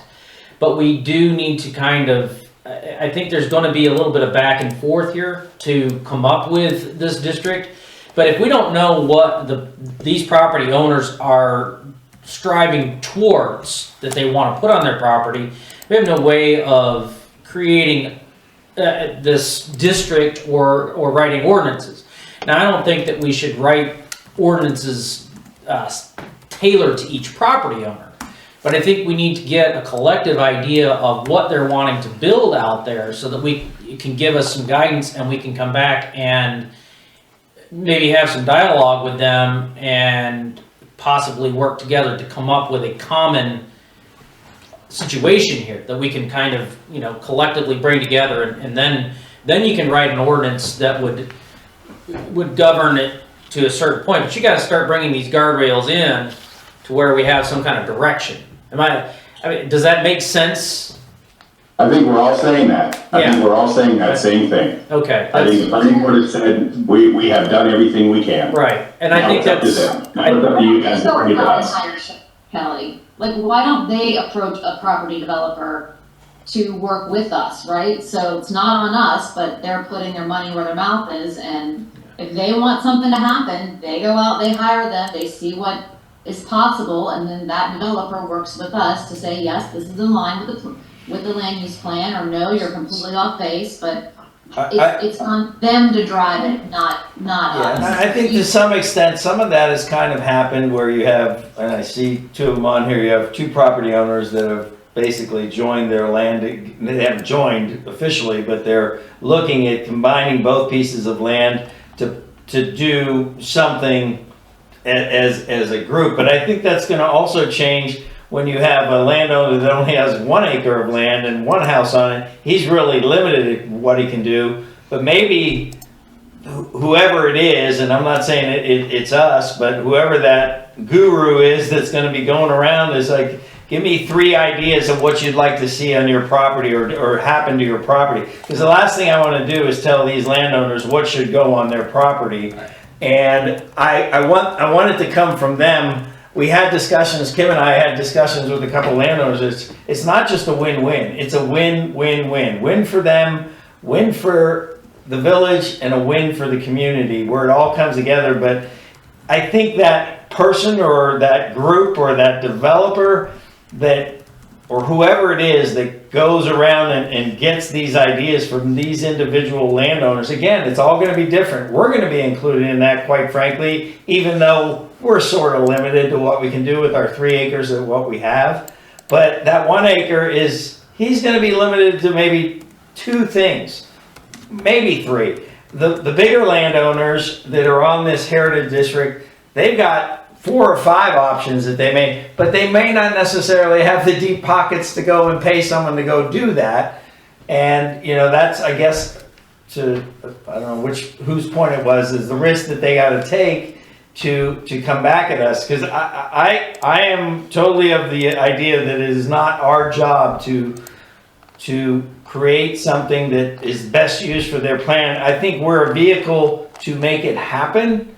It just needs to come to us in a form that we can say, big picture, yes, this fits in within the 50,000 feet level. Yes, this could look good here. And it slowly comes about. I mean, I think there's only a handful of people that are, I would say, ready and have reached out to other individuals or have paid money to kind of give us some ideas as a town of what they could do with their land. There's a few of them that have done drawings. Some have gone a little bit further. Some have gone even further to look at, and they're working with developers, and that's been costing them money all along because they're paying attorneys to review these things and stuff like that. So I just think it's going to be different for everyone. I don't know what the answer is. I don't know if it's one developer, and someone suggested something like shares, looking at it as everyone has a share in this, In the real world of development, a developer would go in and he would assemble the parcels. He'd put them all under contract with all the owners. He's, okay, I've got everybody under contract. Then he would go with a plan, and then he would submit it. He would have it engineered, and then he would bring it to, a planning board or a town council, and they'd vote to approve it or not. And then after he got that approval, he would close on all the land that was under contract, and everybody along the way would haggle what they got to give up and get, and they would all decide if they want to stay in. I just feel like in the absence, like we're trying to fill a void as government that is just a private industry function, which is to assemble and work through all those folks' interests and what they think their land is worth and what contribution they're willing to make in either land or money or whatever. And if it has to be if they've got to have the retention pond on their property, but the whole thing goes because of that retention pond, that it has certain value and they got a certain number of shares in this business entity they put together. It seems like that, in the absence of that, like driving control and balancing all the different landowners' interests by and from that group themselves, there's just not much we can do here that I see. And I just don't feel, I think like we could talk for months and months and months, but until they decide if they want to get together, throw in and figure out how the shares work and what it's worth and hire the people to plan it and bring it to us, knowing that we're definitely open to the idea, but we just can't figure out all the balancing interests of 12 different ownerships and size parcels, and again, cemeteries and state roads and environmental and setbacks. I mean, what are we going to do? Sit here and figure out every possible contingency? I mean, somebody's got to grab this bull from the landowner's side and organize it. I mean, maybe that's going on in some informal way. I mean, it probably is, but I just feel like that there's nothing of value that ultimately we could ever land on here and say, here you go, guys, go develop this. This is going to be awesome for all of you. It's just not going to happen. I'll take a couple of minutes here and just say that everybody is speaking out of the same hymnal. Everybody's right on track. In my past experience of dealing with restoring a downtown that was already existing, from a 50,000 level, the city said, here's what we can do to bring people to the downtown. This is what we can do to increase your sales. This is what we can do to increase traffic. And I mean traffic is in foot traffic.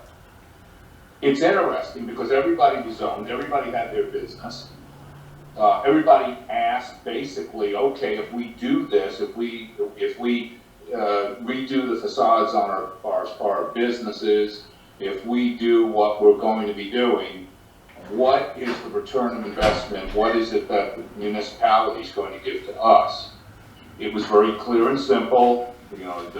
Basically we said we would do this, we would do that. And still, to this day, literally 18 years later, nothing has happened in that municipality. Because the property owners never really could agree on what it was that they wanted to do with their own businesses. It all centered on a hotel and conference center that was going to be built in the center of town. And that's what brought this whole thing to fruition. What got everybody excited was this conference center. And that's what it was, that the conference center was all dependent on what that was going to do that everybody else was going to do.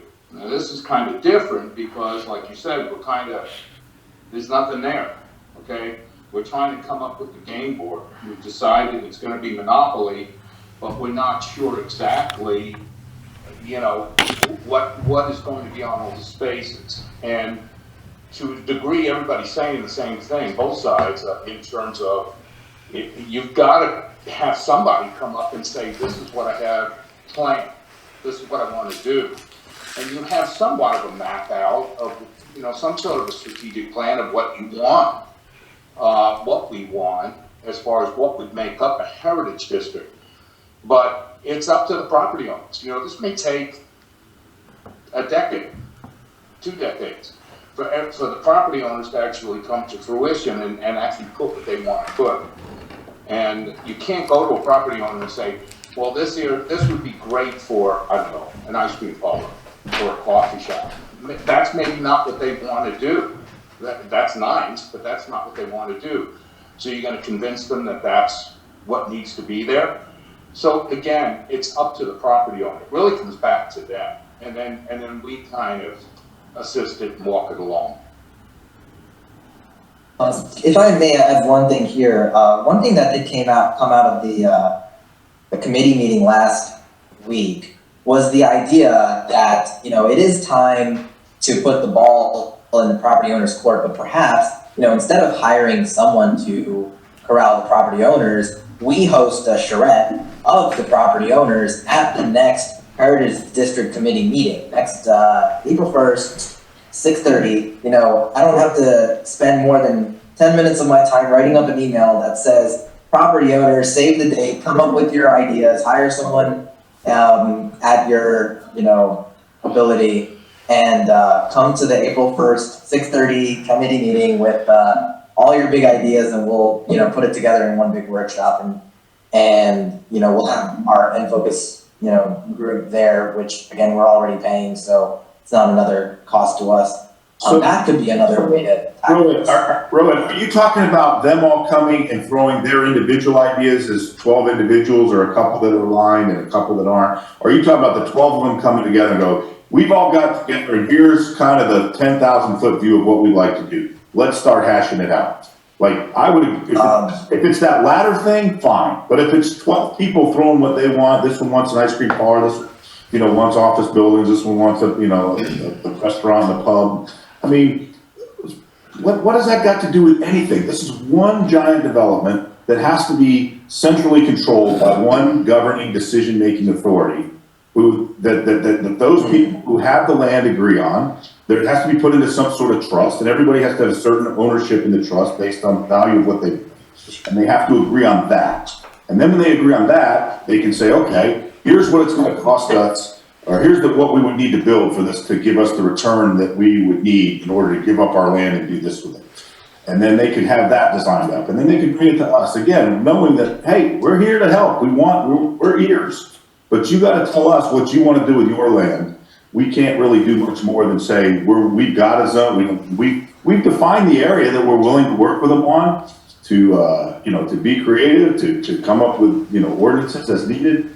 But I just feel like there's no direction as to what they want to happen and how they're going to accomplish it. And maybe that meeting you just described would be great if they sent one voice, and their one voice might have 4 ideas that they're thinking about, and they want to know which of those 4 suit us the best. But if you're going to bring 12 more people to have them all start kind of talking about their own individual interests of what they like their little sliver of this district to be, I can't imagine that to be anything more than just a waste of time, because there's just no way that those different interests can come together when they can't come together on their own. That they're going to come to the government, and the Marvin government's going to bring them and work through all their differences of value perception of their land and what they'd like to have on their land. It's got to be somebody non-governmental that does that, in my opinion. Well, Rohit, let me ask you a question to Mark's point, and also, everybody else is making good points. And I was using just a moment the analogy of a conference center, okay, a hotel and conference center that was trying to get the downtown revitalized and exciting. Isn't it just in itself the village hall the first step? I mean, in other words, instead of actually pulling everybody together, isn't that not the statement? That's our conference center. That's our hotel. In other words, that's our base. In other words, to Joe's point, the very beginning of this, which was a meeting place, we're going to utilize that village hall to to have events. We're gonna be hosting events. Will that not in itself be the catalyst that makes this happen? Is that enough? That's my first inclination. Like, is that enough to to spark a whole, another 120 acres or 100 acres of development? It's a statement, I was gonna say, it's a statement, we're developing, here it is. Everybody's been hearing about this heritage district in the community for, I don't know, whatever, a couple of years. That's a statement that we're actually going to, this is the start of something. That's all. I think one of the risks that we take that I think to some extent we have to take a bit charge of this situation, because in the end I think what happens is if we do nothing would happen, because I think it's going to be very hard for 12 separate individuals to come together and say, hey, let's form a group and let's all go at it. Well, I don't know if that's ever going to happen. That's going to be challenging, which, to Melinda, your point, if nothing happens, that could be okay too. What I fear is as time goes on and nothing happens, properties get sold, developers buy them, and then all of a sudden, it's slowly being gobbled up by, developers that want to develop, and their goal is to do X or whatever that is. I just think that we have an opportunity, and if we can take this opportunity to kind of give guidance, whether that's, and again, we're decision makers, but we're also landowners, and we're just kind of allowing that. And yeah, it could get ugly in the very beginning, Mark, of having 12 people, but in the end, there's 12 voices telling us, hey, I'd like to see this, this, and this, and maybe we come down to say, well, we would allow this, wouldn't allow that, and how this could all look, and then always make it clear to them, look, this isn't on us to fund it. This is going to have to be on you guys coordinating as landowners, and at least we're getting that group together to say, hey, if they don't already know each other, is there an appetite for them to go that next step, to bring that person together. But I think all we're trying to do is be a vehicle. I don't think I want to be the ones that say we're going to spend any more funding on this. That's my concern. Kim, did you have something? Yeah, and I mean, listen, I don't want to spend any more of the village's money than we've already spent. I don't think it's our job to go in and say, okay, this is what everybody needs to be doing. I agree with all that people have said. My concern is that if property owners start coming to the village and say, okay, I want to do this, and they're like, okay, that looks great, and then somebody else down the street says, I want to do this, and we're like, great, that sounds good, go ahead and do that. It's going to be so disjointed. It's not going to look right. And then the other thing is, some people are just going to sit there and they're not going to do anything, which again, that's fine. But to Joe's point, when they die and their heirs inherit this and they can't pay the estate taxes, they're going to let the highest bidder come in that has a relationship with somebody in the state that's, not in office now. This could be 20 years down the road. And that gets plucked out of Marvin and you get a mattress store.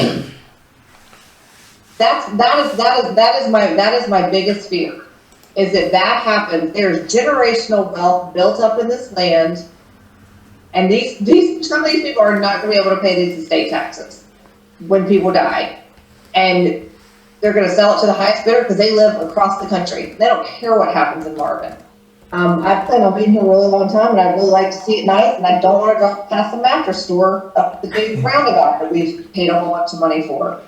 Come on, we love the guy. Yeah, the guy. Hey, you need a mattress every 10 years, they say, so. So as I agree with everyone that it's not our job to put everybody together, I feel like we still need to kind of, if we want to do something, and if we don't, then we're just like, we'll leave it presidential and, toss the dice and say, we'll see what happens in 20 years when these people start dying and people can't pay their taxes. Well, the thing is, Kim, we're not going to approve a mattress store in and of itself. We're never. We're not. Absolutely. I'm not going to. Marvin is never, we're gonna have ordinance that says you can't just build a mattress store on your little parcel. Absolutely, Mark, I agree with that, until they go to the state and they're an unincorporated Union County now. So, real quick though, y'all, a lot of this land has been for sale for 25 years.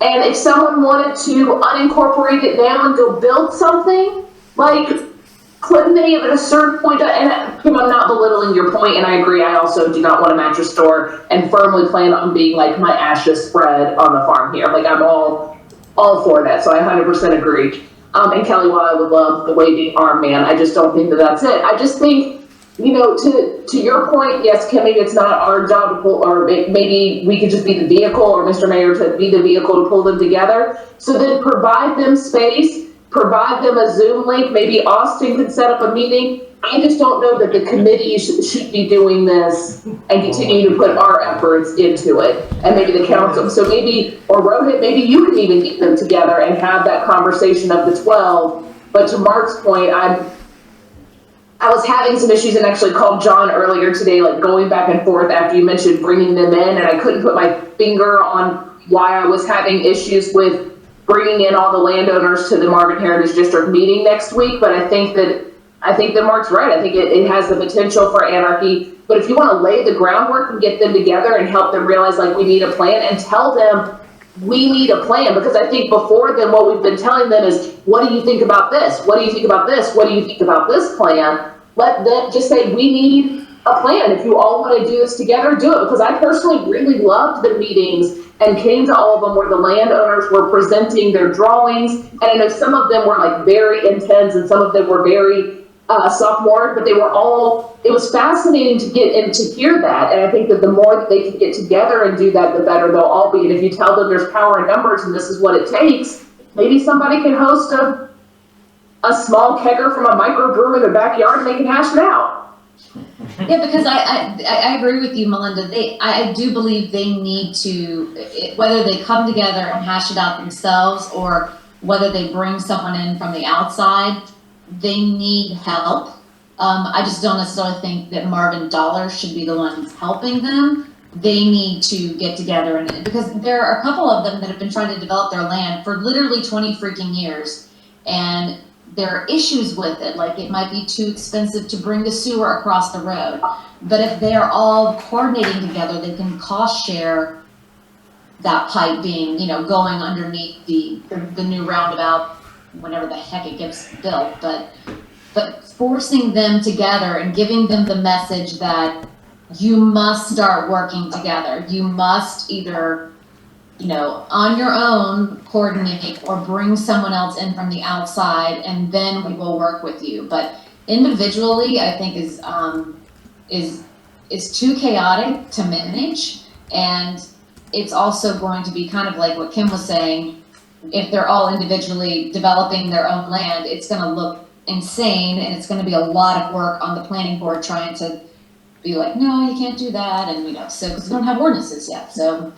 Anyway, that's my 2 cents. Yeah, but responding to Mark though, I don't see a one central developer. Let's just use local names. Whether it be Crosland or Crescent or some of these developer names that we're used to hearing in the Charlotte region.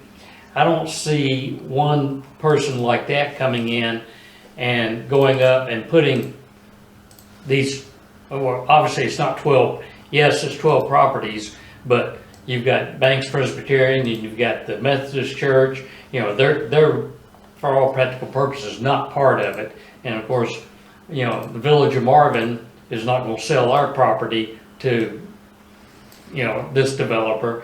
So there's certain parcels that are not part of that, but I don't see this one master developer coming in and buying up all these properties. I just don't think that'll ever happen. To that point, just to kind of throw a little wrench in this, if a landowner was willing to sell it within the Heritage District, was willing to sell their land, do you guys think that the village should take interest in that? I've actually thought about that, Joe, but I'll say this. I'm not in government, I'm in nonprofit, and a lot of times when we have these really great ideas, it ends up being mission creep for us, and it sets us on a different path. It might be a much bigger beast than you expect, but it's definitely, I think it should be considered, but I'm not sure that's the purview of the government, right? I agree, but one of the things I struggle with, and that the group, I forget their name, that you guys, the volunteer group that came back. Yeah, the first one, and I can't remember their name either. And I'm going to just throw this out there. They came back, one of their first recommendations was to get rid of Eford Park and use that as an asset to maybe purchase other potential assets in this heritage district and make it a center. Couple of reasons why. It's kind of an island, quite frankly. You can't get to it. You can only get to it by car. God willing that those 300 apartments don't come in. If they did go in, guess who would be going to that closest park? And they're not Marvin residents. Right now, people from across the street can be using that park. So that park, I don't know actually how much it's getting used, but it is an asset that we own clear. And part of me thought, well, if a landowner was interested in selling a significant parcel of land, do we make that park and move that park closer to our town hall? Does that make sense? Is that the catalyst for kind of creating something special in this downtown heritage? It's an idea. We kind of threw it out, but and again, I'll probably get crucified for just even suggesting it. And people are rolling over in their graves, and I love Lanny, did a lot of work, but let's face it, that asset could be something that is used, maybe if there was an interested party in selling and say, you know what, I'm not going to wait for the village to make up their mind and get this plan together. Let's sell my land and we turn that into a park or something, if it's large enough and stuff. So Joe, my comment to that would be this. I think your one idea, it doesn't make sense for a government to own land that it thinks is strategically in its interest. Sure it does, right? Governments own lots of buildings and land for various things. We're about to build one. So my thought would be, internally, privately, Rohit and our team go, you know what, if we could own those parcels, those 3 or 4, then we could do this, and we could create this government center and this public gathering space and this little amphitheater, whatever it would be, and then we could allow some other development around it, but we would have this anchored down. If we isolated and picked out things that we thought were valuable in that way, and then perhaps went after those specific pieces, sure, but you don't want to just say, anybody who wants to sell land, we'll go ahead and take that. Agreed.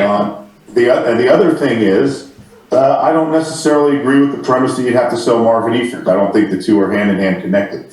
I mean, if it's in the government's interest to own and build a government center that also has some public gathering aspects to it, and maybe you could have a place where food trucks could come up and rent it, and you could have a different Saturdays or Sundays. You could have a concert little pavilion, and you could have a beer truck and a food truck. And Marvin Day, right, Jamie?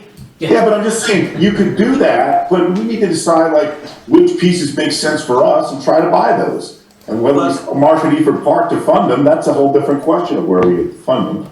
But I think something like that is far more likely to get built than this just. And to be fair, the only reason I mentioned Eford Park is because it seems so disconnected from it is truly on an island. Everything around it is not Marvin. It doesn't, and you can't access it. So it's a beautiful park. Don't get me wrong. I'm biased. I use that park a lot and I like it. So okay. I'm biased. All right. Hey, I'm going to jump in real quick. My internet is not very well, so I'm kind of coming in and out. I've listened to kind of what everyone said. And I don't know if I'm just maybe oversimplifying this, and maybe I don't understand it correctly. But why don't we be the government that we're supposed to be and create the ordinances around this Marvin district? Then whatever comes in has to fit into our ordinance. We're not forcing people to say what they're going to put in and what they're not going to put in, but they do have to fit into our ordinance. So we've kind of created the box for who wants to do it. And if somebody doesn't want to do it, they don't have to use their land to do it. If someone does, they know what the box looks like to put whatever they want to put in it. But we've created the box in which, you know what, if a mattress store can fit into all these parameters, and we're going to make sure that it doesn't, then it can't fit. But I don't see why we're going to even the landowners at this point. All we need to do is put the ordinances in place, this is the Marvin district. We've designated the piece of the property, this is the Marvin district. Here are the ordinances that go around it, and then let the chips fall where they may. Because it may be that 20 years go by and someone says, I'm not going to do anything with it. And it could be that someone says, well, I'm going to do something with it, but before I do, I know I have to fit in this ordinance. And then if I want to go to that landowner and buy it from them, I can. If they don't want to sell it to me, they don't have to. Maybe I'm oversimplifying, but we're just trying to do too much. We're trying to make everybody happy. We're trying to make the landowners happy, the Village of Marvin happy. We're trying to make, and I think we just identified this is the Marvin Heritage District. These are the ordinances that go with it. And I think this can't be changed. I think this is a really good point. I suppose the purpose of the strategic plan committee is to do just that. You know, we create a strategic plan in which then the property owners, whenever they feel, will develop their property within the parameters of this strategic plan. And in addition, that is why I envisioned that several property owners in this district would be on the committee so that they can help guide the process of, you know, they represent the other property owners in what they want, and then kind of make this strategic plan converge into a way that's good for the village and good for the property owners. And then whenever, like I said, whenever the property owners develop, they develop within the parameters of this strategic plan. And Rohit, I'm okay with the land use plan. Well, the land use plan should also guide the strategic plan, which is why 3 planning board members are on the committee, to make sure that it does. I'm okay with all of that, as long as it just doesn't get bogged down where it doesn't go anywhere, because one landowner is trying to dictate the ordinance to do what they might possibly want to do. I think it's a generalized ordinance that have enough specifics in it that have some clause in it where you can't put a mattress store, where you know what, the only thing you're going to be able to do is something boutique and something special, and you put all the parameters around it, and then let the landowners go, you know what, I can't do what I thought I was going to do, so now I can either sell it or I can do nothing with it. But at least they have an option. And for us, we've created, like Joe said, the vehicle for them. If they want to do something, they can. If they don't have to. But doesn't it require us to change, like to rezone and have, it would be a completely different taxable area? I mean, we're talking about, you know what I mean? If nothing's going to happen, like I totally see where you're coming from, but like if we make this a completely different zone, then everyone in that zone is now going to get taxed at a different rate when there's not necessarily any new development or anything generating new income. And that might compel them to develop. Say that again? That might compel them to develop sooner than later. Yeah, but Rohit, Never not to compel them. But Rohit, Just being rezoned. Help me here, because that's a great point. But can that not be zoned to be commercial? But if there's not a commercial purpose there, then it's not zoned that. I mean, if we're making up ordinances and we're making up our rules, then we just say, listen, as long as that piece of land is just sitting there and there's nothing happening to it, but the second he says, I'm going to develop it, it then flips to, you're going to pay the taxes for a commercial property.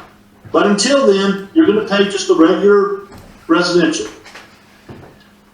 I suppose so long as it's still not developed, the property value would roughly be the same. and then you'd still be paying the same taxes.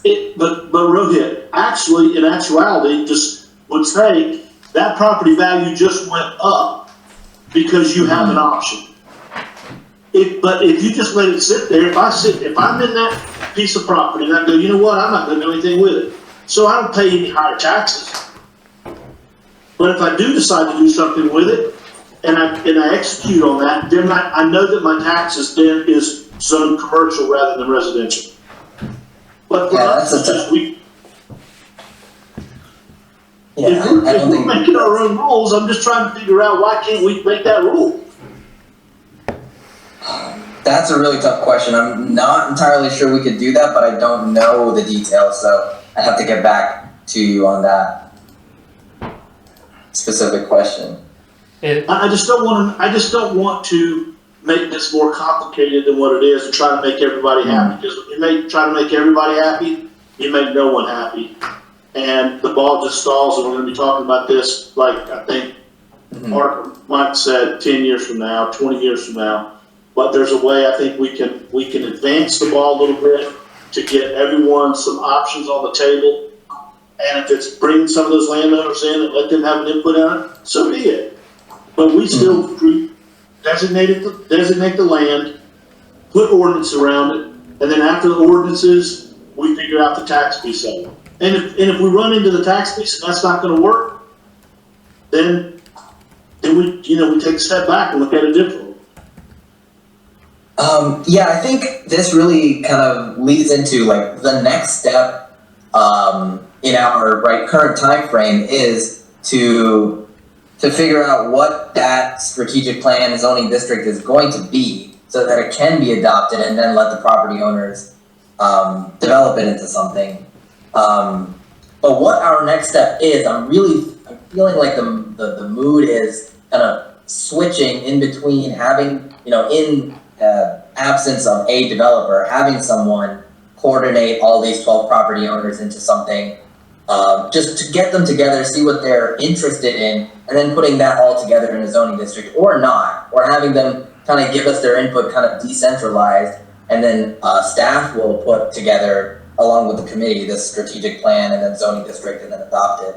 But I guess that is really where we are. Like we're kind of in the next 3 to 6 months ready to put together a document that will be the rules of this district. We're just, I suppose, and this is a kind of question for everyone, like willing to kind of take one more round of revisions because of the DFI report on what those, basic parameters would be for this district. Rohit, my recommendation, and this is just my opinion, so we don't get caught too deep in the weeds with these landowners and what they want, I think we create the path for them to come together and identify 2 to 3 people to be on this committee, and let those 2 to 3 come in that committee with the other group of people. To fit what they want. Right. So this doesn't turn into. Guys, we're picking up all kind of background chatter over Jamie. So again, quick thing I'm saying is, I agree with what you're saying, Rohit, but let's just go to the landowners and say, because I don't want the landowners in front of me. They shouldn't be in front of anybody in this group yet. Mm-hmm. So let's say, let them come together and figure out who are the 2 or 3 that are going to represent the board, the committee board, and then come and put the board together, and then go from there. Because we're, again, trying to make too many people happy, we're going to piss a lot of people off. Yeah, I would argue that even TJ, Will, and Tim Fincher are on the committee, and those are the 3 property owners that are representing the rest of the property owners in the village discussions. Right? We would leave it at that. Maybe ask them to say, okay, get with the other property owners. Here's the contact list, and then come back to the next meeting with what they all said. So now we're talking about 3 people that have been appointed by council to be the representatives of the property owners instead of having all 12 people be at the next meeting. Melinda has a question. Melinda has a question. Go ahead, Melinda.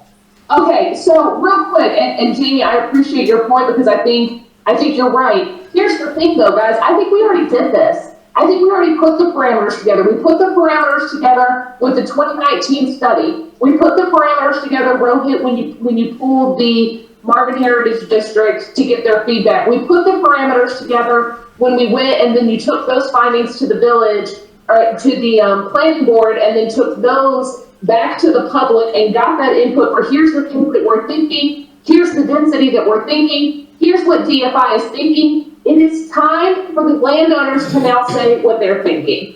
We've done all of that. I mean, aside from like putting it together and saying like legally this is absolutely it, but if they want input, this is the time to put in the input, right? And then if it doesn't work, you've had all of this time, you've had all these opportunities before we go and lay down the legal jargon and say this is what it is. It's time then for them to come together and say something.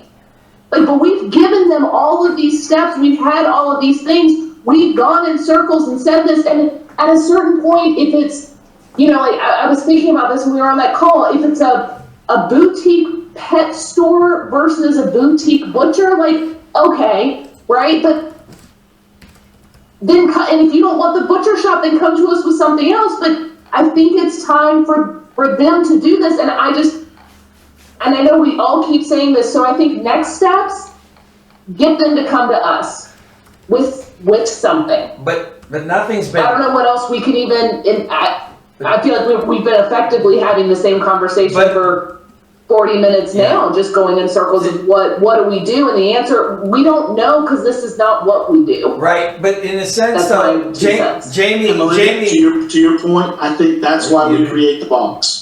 No. We're done. We're past what somebody wants. I think we're past that. I think at this point, we create what the parameters of the box are, by the ordinance. You've already designated what's, now the only piece for me that I would see is, let's figure out the tax implication of it. But again, I don't think having these landowners coming to us pitching what they want is going to be effective at all.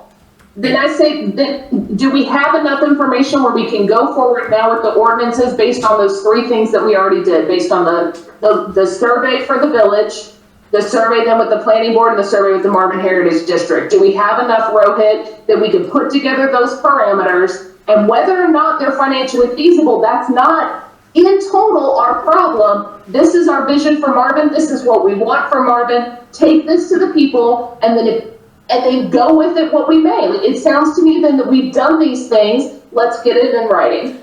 And the only thing that needs to happen, I think, is, to your point, I think, Jamie, I think you're right. I think that we have to create it, and we've already talked to the majority of the larger landowners of what they would like to see. All we have to do is, I guess, in a sense, give it our blessing, and it's going to be within those parameters. I think John made the point, we don't want these landowners coming to us and us changing the ordinance to meet their needs. I think what Jamie is saying, okay, we've got a good enough information here, let's put those parameters in place, let's put those ordinances in place, change the zoning if we want to do that and move that forward, and then it's just going to be a matter, do they fit into the puzzle or not? You know, is it part of what we're looking for and the overall picture of what this heritage district looks? It either is going to fit or is not, and the zoning is the most important thing. I don't know if we need to be chasing down the landowners at this point, because we've heard from, quite frankly, most of them as far as what their ideas are, and I don't think their ideas, a lot of them, are that too far off. I think it's just going to come down to density is where it's going to come down to.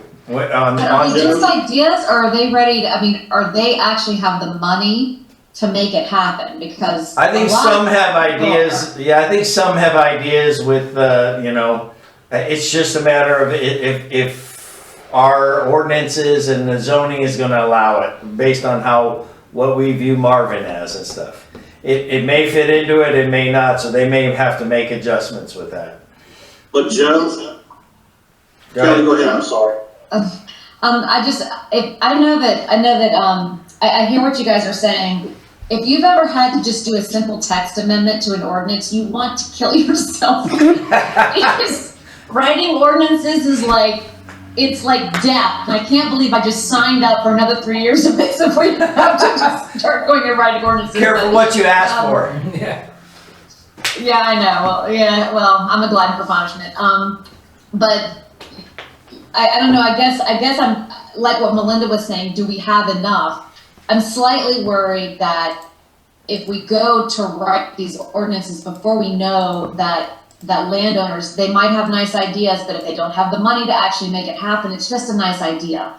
And then we're going to go and put all this effort and work into writing ordinances that in a year might not be, financially feasible for a business to actually be created within those ordinances, or to be profitable or sustainable or whatever it is. But Kelly, I think Jamie's point sort of spoke to that a little bit, and that he said, here's what we would be willing to take. If you guys can figure out a way to make it work for you, great. Bring us a plan and do it. If you can't, fine too, don't do it. But yeah, and I think we'd be going to do, and then it's not our job to make it. Here's what we're willing to do that is affordable today, like Michael Dell said earlier. Costs change all the time. By the time this gets done, it's going to take a private business person doing a serious financial analysis and pro forma to figure out what this thing is worth, how much it's going to cost to build, what the long-term cash flows are, and what each person who wants to participate with their land could get out of it. It's a very complicated thing that somebody else is going to have to do. I almost feel like we'd be better off just saying, if you want us to change your zoning, bring us a plan that asks us to change the zoning with what you want us to change it for and why, what you're going to do with it, and then we'll consider that. Yeah, I'm with you, Mark. Before we would say, well, we're gonna take into consideration the cost and feasibility of what we write an ordinance, whether it's allowed or not, if it's feasible to them. It's like, that's really not up to us to try to infer or guess what that, might cost. And I think it's up to us to say, this is the density and the look and the needed public space and infrastructure needs of anything that might go down here. If you want to work within those parameters, have at it. If you don't, too.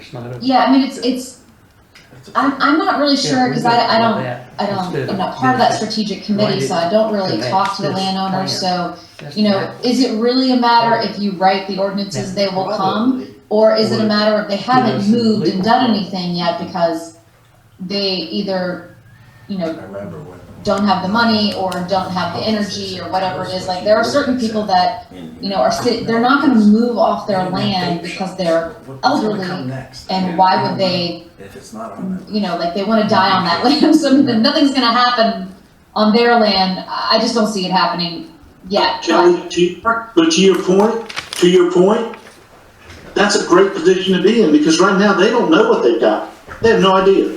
They're up in the air. But if we put the ordinances there, whether they like them or not, or whether they have the money today but they don't tomorrow or down the road, whatever, at least they have the option.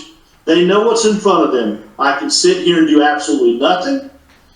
I can try to develop it myself. I have that option. All right, I don't have the money to do it, but maybe I can go to someone that can, but they have to fit inside of our boxes because we've already created the boxes. And it could be that financially doesn't work out, but it's not up to us to figure out the financials to make it whether it's going to work or not if we put a boutique pet store in there. Yeah, but to Kim's point, like I really do get, I agree with you in a lot of respects, but at the same time, it's like, do we want to have, if we're going to do a heritage district, do we want to do all of this work planning? Because it is a lot of work to write all those ordinances and just beat around. Just trying to get wording is freaking 3 hours long. But do we want to do all this effort just to only have maybe one or two landowners actually move forward with it? Like what Kim was saying, it's like, you know what I mean? Yeah. If I may add, either we're gonna do it and we're gonna do it well, or we're not gonna do it. It shouldn't be that, we're gonna offer it, but only one or two people might take us up on it. And then we've got this weird sporadic, it's not a downtown. So building sidewalks and none of that stuff happens and walkability doesn't happen. It's either everybody's in or most everybody's in, and let's move forward as a town, or if only one or two people are in and the rest are just sitting on their hands, then it's not our problem. Let's just leave it as it is. Guys, at the, you know, I mean, this I know can keep going. I think in the interest of, you know, not having this meeting go like some of our village hall meetings go, I think there's been a lot of good information going back and forth, and I think we clearly hear you. I think council does, and I think it's something that we could put on our work session to kind of say, okay, what did we learn? What direction we want to take, and then maybe bring it back to you guys and see if we can't put a bow on it, if you will, and say, okay, because there's a lot of people that I think really have the best interest of Marvin at heart, including the landowners that are on this call right now. And I think a lot of us have some good ideas. I just think, you know, we can continue to go round and round on this. Jamie, I like a lot of what you're saying. I don't know, it's like, which one do you have first, the cart, the apple, the cart, or the horse, you know? And I think I think council has to, and I think that's what you were telling us as a planning board, is like, we want some direction from you. And I think the council has gotten a lot of good information from all of you saying, okay, we need to figure out what stance we're going to take and then just move forward. Obviously, with your blessing, we'd bring it back to you guys. So, if I may add something here, I think there's a really good direction coming out of this like most recent discussion, where, you know, we did do this study with DFI. I think to answer Melinda's question, it was asked like 5 minutes ago, but I think the answer is yes. I think we do have enough information based on the studies and the survey that we could feasibly create a district zoning stay based on some of the scenarios, with a little bit of tweaks that I can kind of extrapolate what would make these properties more developable within reasonable uses within reasonableness of our land use plan and values, and then just kind of tell the property owners of the rest of the district, say, hey, you know, we're going forward with creating this district. Come to us if you have any issues with what we're doing, but not to say, come to us with what we should do in this district, if that makes sense. And tomorrow, not really in a work session, but tomorrow I will bring the DFI scope and quote to you, and then at that point you can decide, you know, do we really need to corral all 12 property owners and ask them what they want? Or is, you know, are the bullet points of a few good enough for us to start creating this, you know, this box, the zoning district right now? And then another thing is we can adopt a zoning district that could be revised 2 years from now. That was what Asheville did when I was talking with them. You know, they did revise their zoning district. They tweaked it a little bit based on market realities. So it's really not the end of the world if nothing gets developed in 2 or 3 years because what we made is not feasible. But we'll try to make that not happen, of course. And yeah. Go ahead. And Rahid, what I was going to say is, given that we have this new planner and this group, these ideas we kicked around about what direction we seem to be going in, I would like you to maybe throw that at them to see if that's something that they've seen in the past has been done, or do they think we're just way off base here? It'd be nice, but not in a conversation like this, whether you and I or Christina get on, you know, with them and get some sort of, okay, here's what we discussed, here's what the ideas that were kicked around, and just get a feel, knowing that they probably know this business much better than any of us individually. This way, we kind of keep the ball rolling. You get back with us, and I'm interested to hear, obviously, what you're going to report tomorrow at the meeting, and then just kind of take it from there. But that's the direction I'd like to see us as a council go. And if anyone has any other ideas, chime in now. I think that sounds really nice, and Rohit, I appreciate your offer to do that. I do think that it's important for that, for what goes to the homeowners to be reflective of what came out of the surveys and out of what was shared by the committees, and not tweak to make it more palatable based on necessarily what DFI said, right? Like, I think one of the things that's important and one of the things we're getting stuck on in here is the difference between what is, I mean, obviously putting, 10 houses on an acre is more profitable than putting one, but if we're zoned R40 and that's what people continue to want, if we want the low density and that's what everybody's saying, I think that what gets set forward needs to be reflective of that and not reflective of an imaginary happy medium that has not been shared by either board members or village members or anybody else, right? I think that that's a really important distinction, but I think that as long as it's reflective of that, I think that going forward sounds like a great idea. Make sure it's vetted. Right, I agree. All right. Okay. Any other comments before we adjourn? I don't think there's anything else on the agenda, but no one wants to. I'm getting chuckles from here. Joe, if you're looking for a motion adjourned, so moved. I was gonna say the same thing. And need a second from the planning board. Melinda. Okay. Further discussion. All those in favor with the council? Aye. Everybody, aye. And motion passes on the council.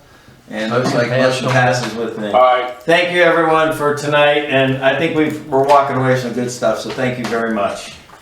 Thank you. Thank you, guys. Thank you. Lively discussion, council. We appreciate it.